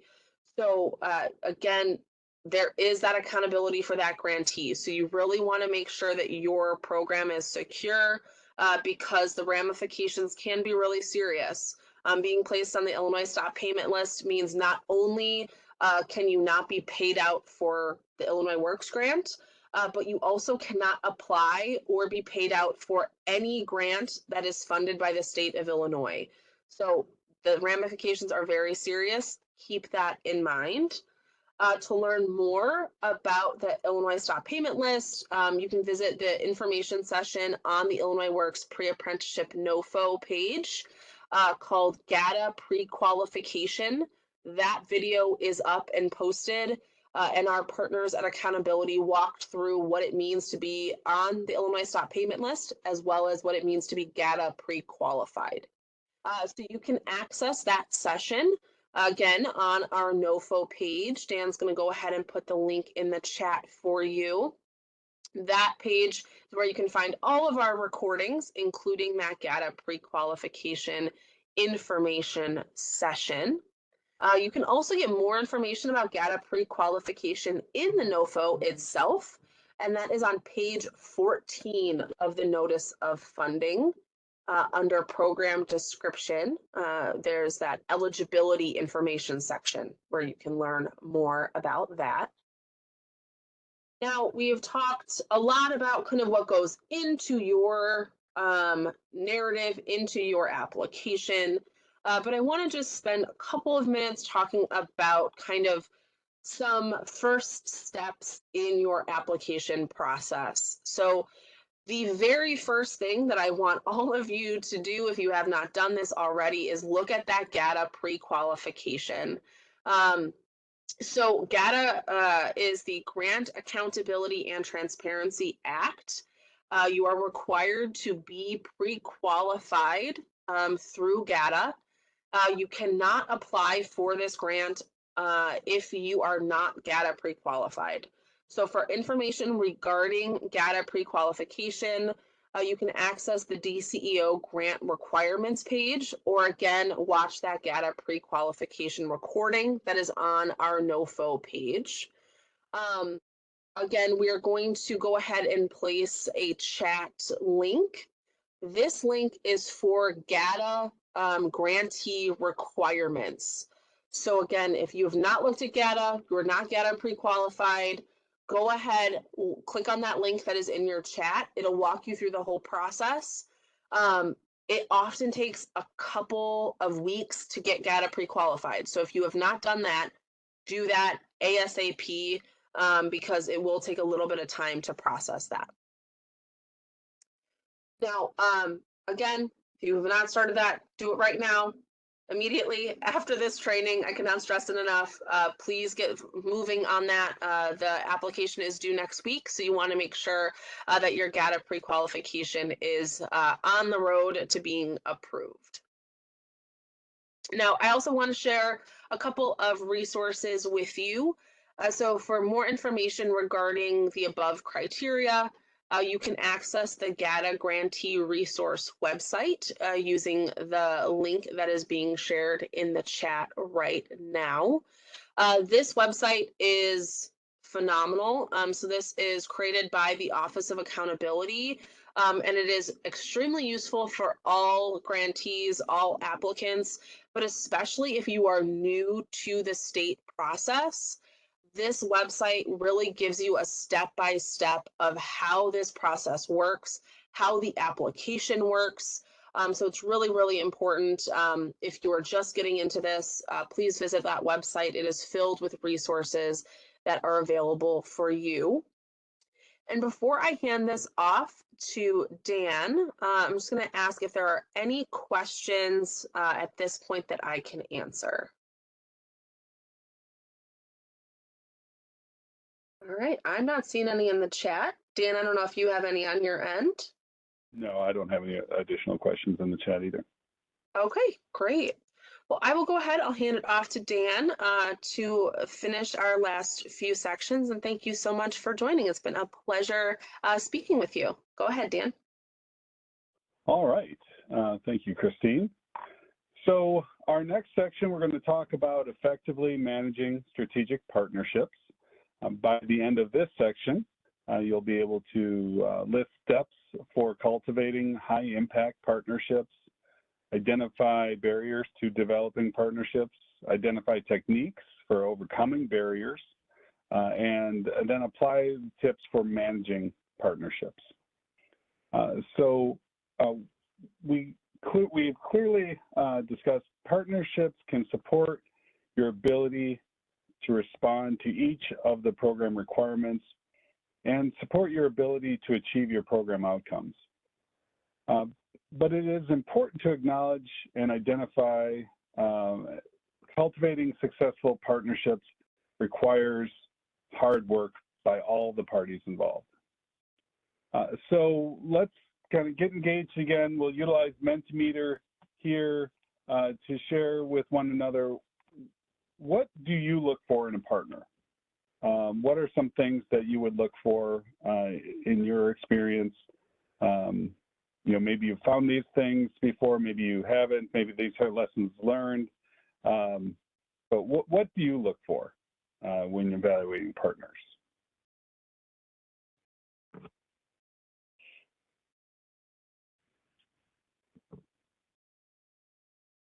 So Christine had just put the link to Mentimeter in the chat again. Thank you. So hopefully, again, we're going to stay engaged in Mentimeter throughout this, and in fact, at the very end as well. So we'll need to stay in Mentimeter. Sometimes, of course, you know, systems log you out on their own, so we'll continue to provide you with the link in the chat. But if you could share some thoughts in terms of what you look for, you know, maybe some simple things. I'll share a couple. Oh, here we go. We have shared goals, similar target populations, aligned rather than overlapping services. That's great. Those are some excellent examples of how you kind of formulate those partnerships, right? Some other examples, and please continue to share in Mentimeter. Some other examples might be having a track record of performing well in the area in which you're looking for support, right? You want to be sure that they can accomplish what you're turning to them for.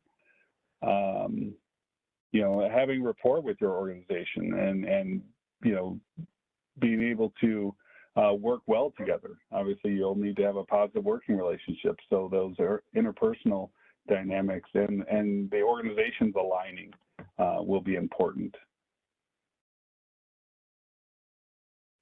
Any other thoughts that you want to share? Again, organization aligning, having, you know, a mission and vision that complements your organizations, right? That you're targeting to the same populations as was posted in Mentimeter. So, you know, that's just right on target. Along with having good rapport, you want to engage with organizations that communicate very clearly. You want to be clear about performance expectations. You want to make sure that their roles will be clearly defined. So we want to make sure that, you know, for example, Illinois Works requires real-time reporting in the data management system that we call IWRS. And so depending on whether they're entering data in on your behalf, whether they're receiving information for you to enter that data in, it's extremely important that that you have that understanding and that partner's capable of doing those things. You know, having the correct legal structure in place for partnerships, those types of things should be outlined in the MOU, and we talked about some of those things. You know, if there's compensation, reimbursements for expenses, you know, amounts required, what's required for receiving reimbursements or payments, you know, what types of payment expectations there are. So, you know, these are all really important to ensure that you're aligned with your partner. And making sure that all of these things, as Christine had mentioned, are aligned in your application, right? That any of these partnerships, you know, that require compensation or exchange of funds must be included in your budget. Make sure there's alignment in your application, your staffing plan. They all must match one another.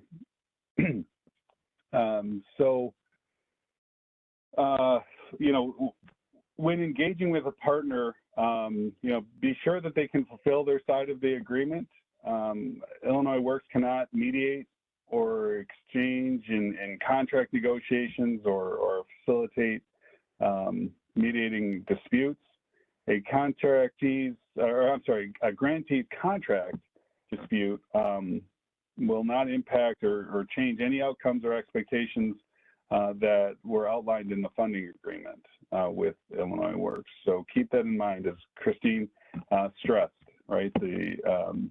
You know, a grant agreement is with the grantee, not their partners or sub-grantees, so or vendors. So make sure that when you engage with partners, that they can fulfill their obligations to you.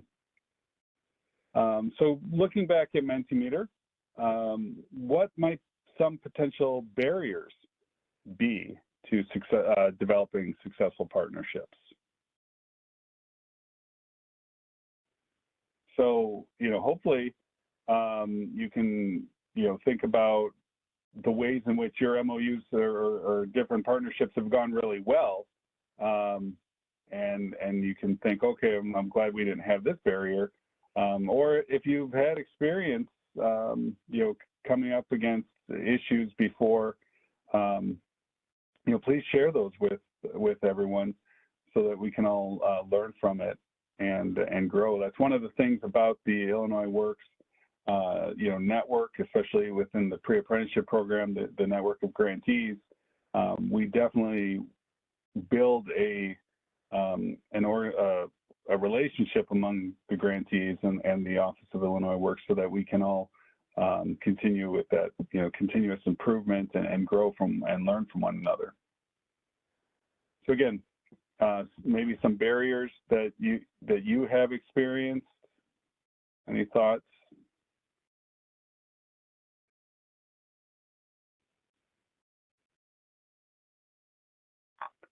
So, we'll move on. I'll share some example ones, but please stay in Mentimeter, and we'll talk about strategies you can use to overcome some of these barriers. But some examples of barriers that we've identified would be lack of mutual respect, which can also lead to lack of trust or trustworthiness, focusing on money and not outcomes.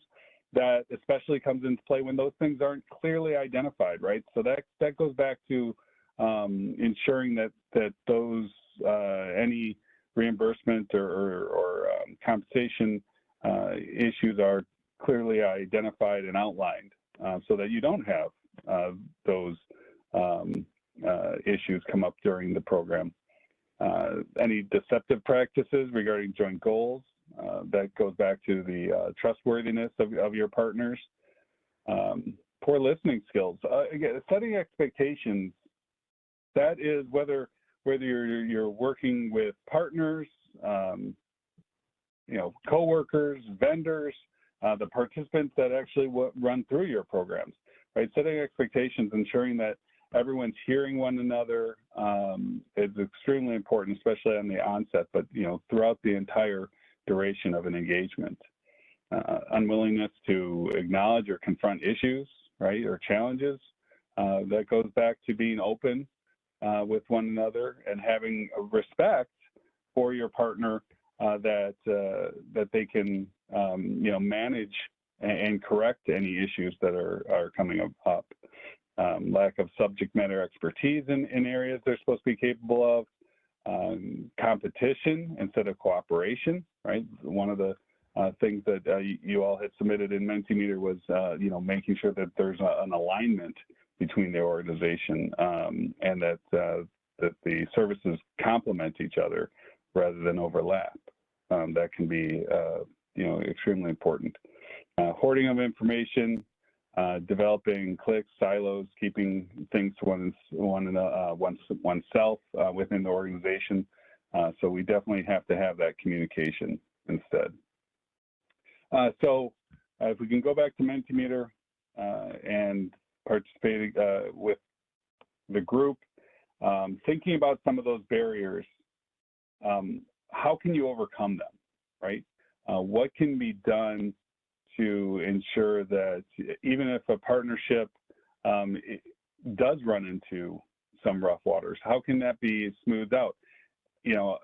I've seen sometimes the most successful partnerships experience some adversity, but they come out stronger for it because they have developed ways to manage those. So using Mentimeter, can you think of some strategies that you could employ to overcome some of the barriers that we were just talking about?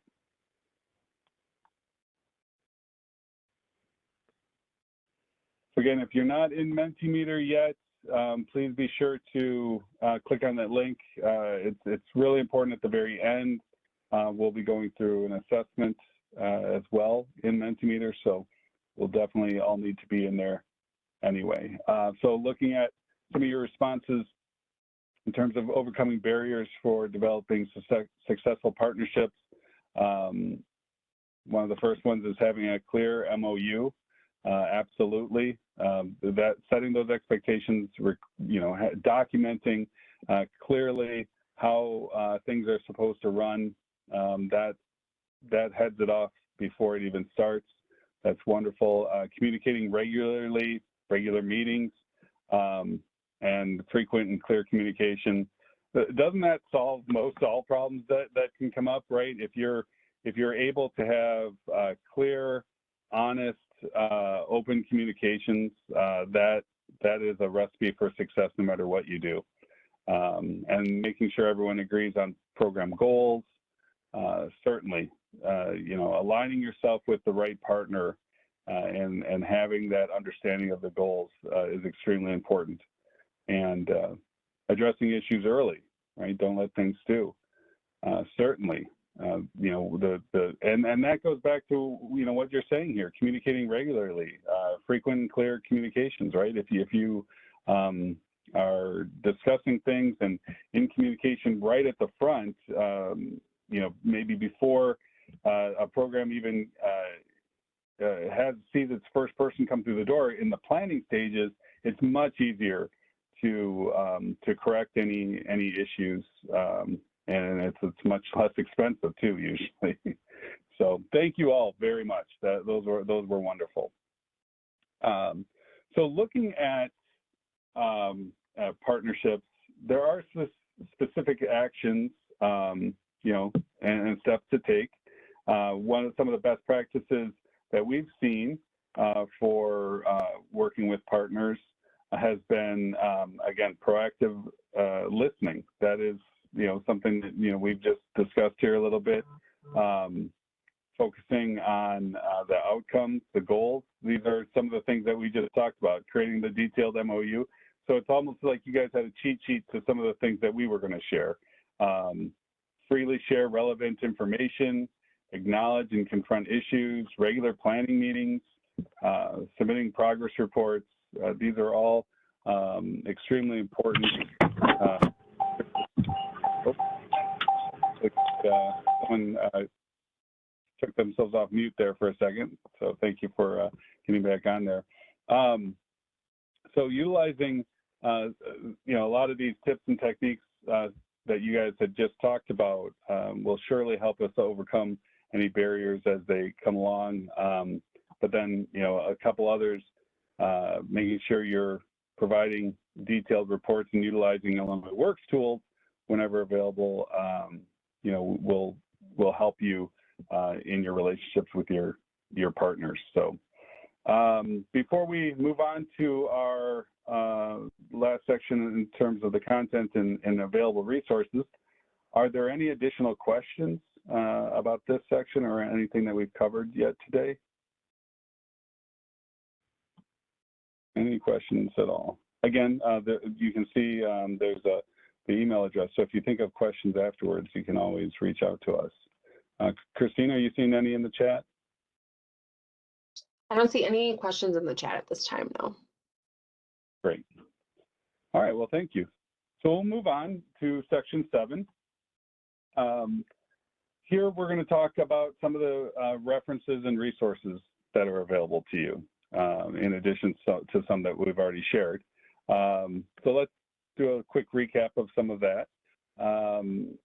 From the Illinois Works Pre-Apprenticeship NOFO 2023 website, you can find references for the NOFO, resources for competitive applications, how to construct a competitive application, resources on national best practices for pre-apprenticeship and apprenticeship programs, resources on national best practices for equity in pre-apprenticeship and apprenticeship programs. The resources available on that NOFO site, can definitely help guide you towards building not only a better NOFO, but building a better program overall. The NOFO document itself provides national best practices starting on page 4.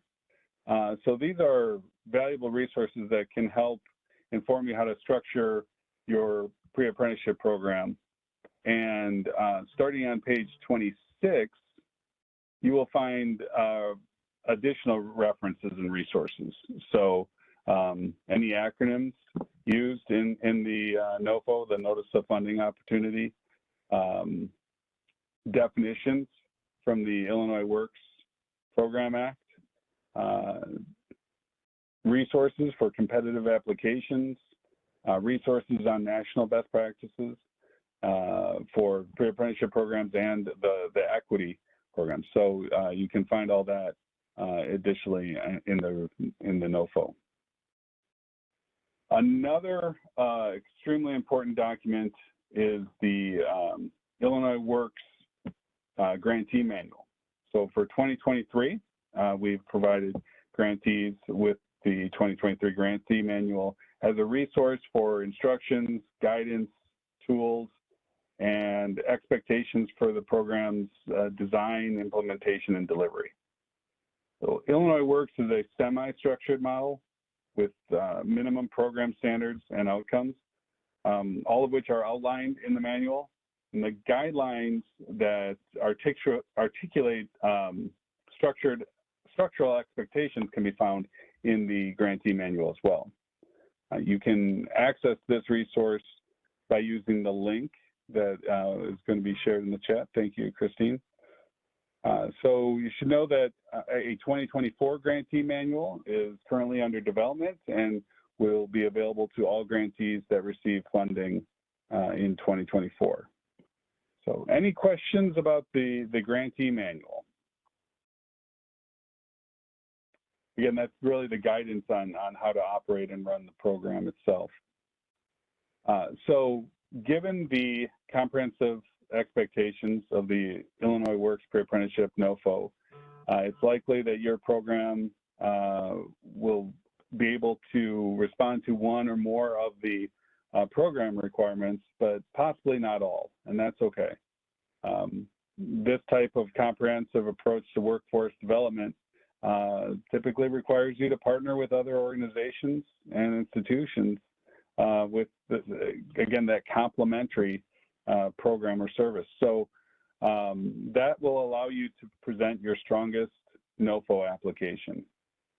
And so we want you to know that, again, these programs are all available for viewing. These recordings, I should say, are all available for viewing on our NOFO website.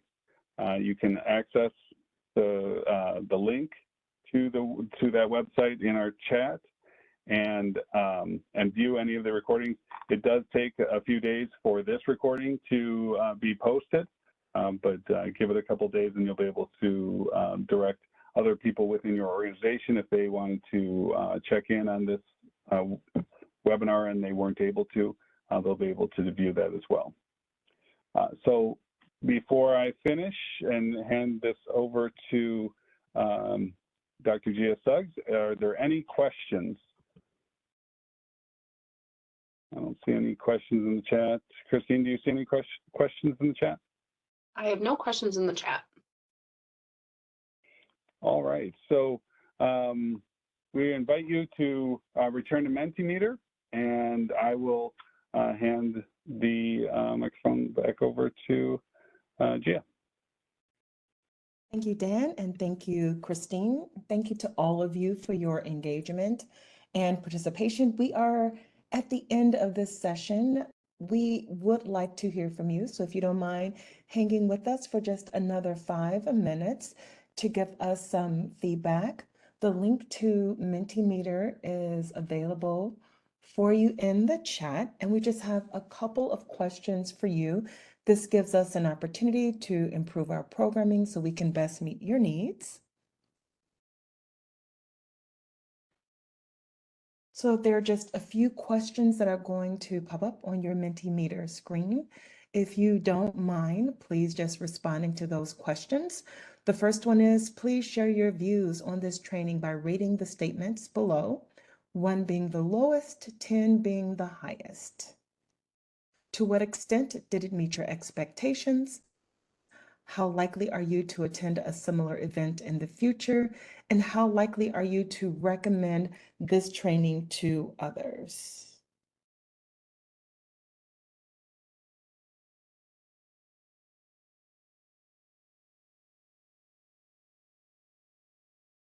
So take just one quick second.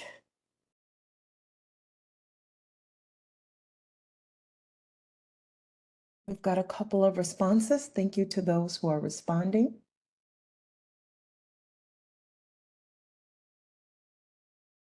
Next question, this course was relevant to what I wanted to learn about the subject matter.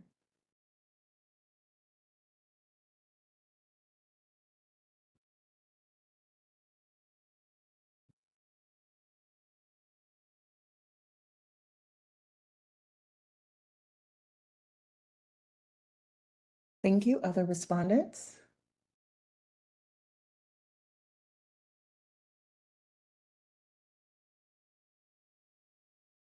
Thank you.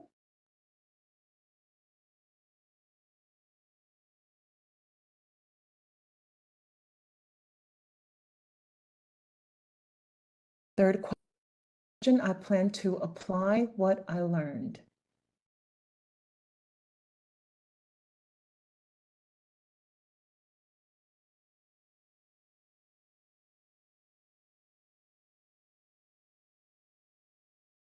Others?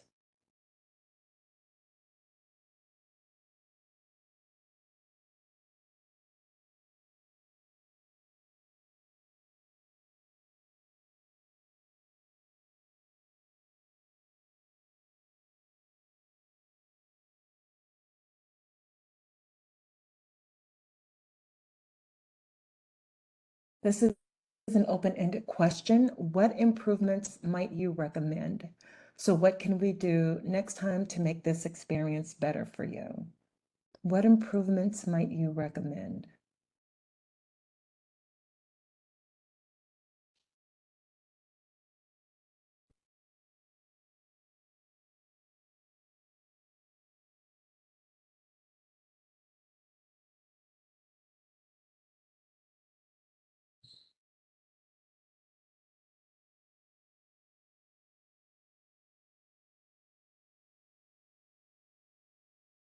Great, a couple of responses here. Thank you.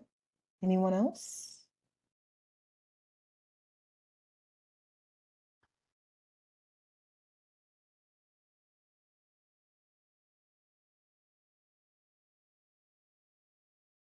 A couple more questions here. What did you find effective?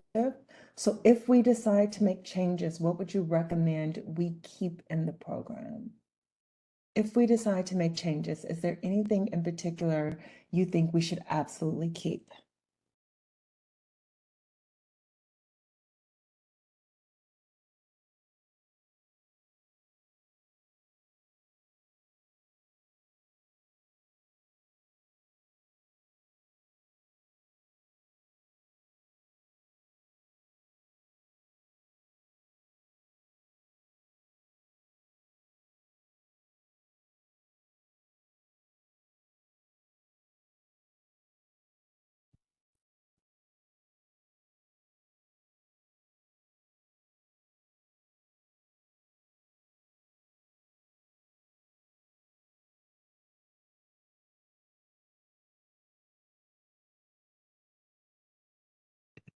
All right. Last question. Is there anything else about this course you think we should know? Anything we have not thought to ask about, but you think it would be helpful for us to know it?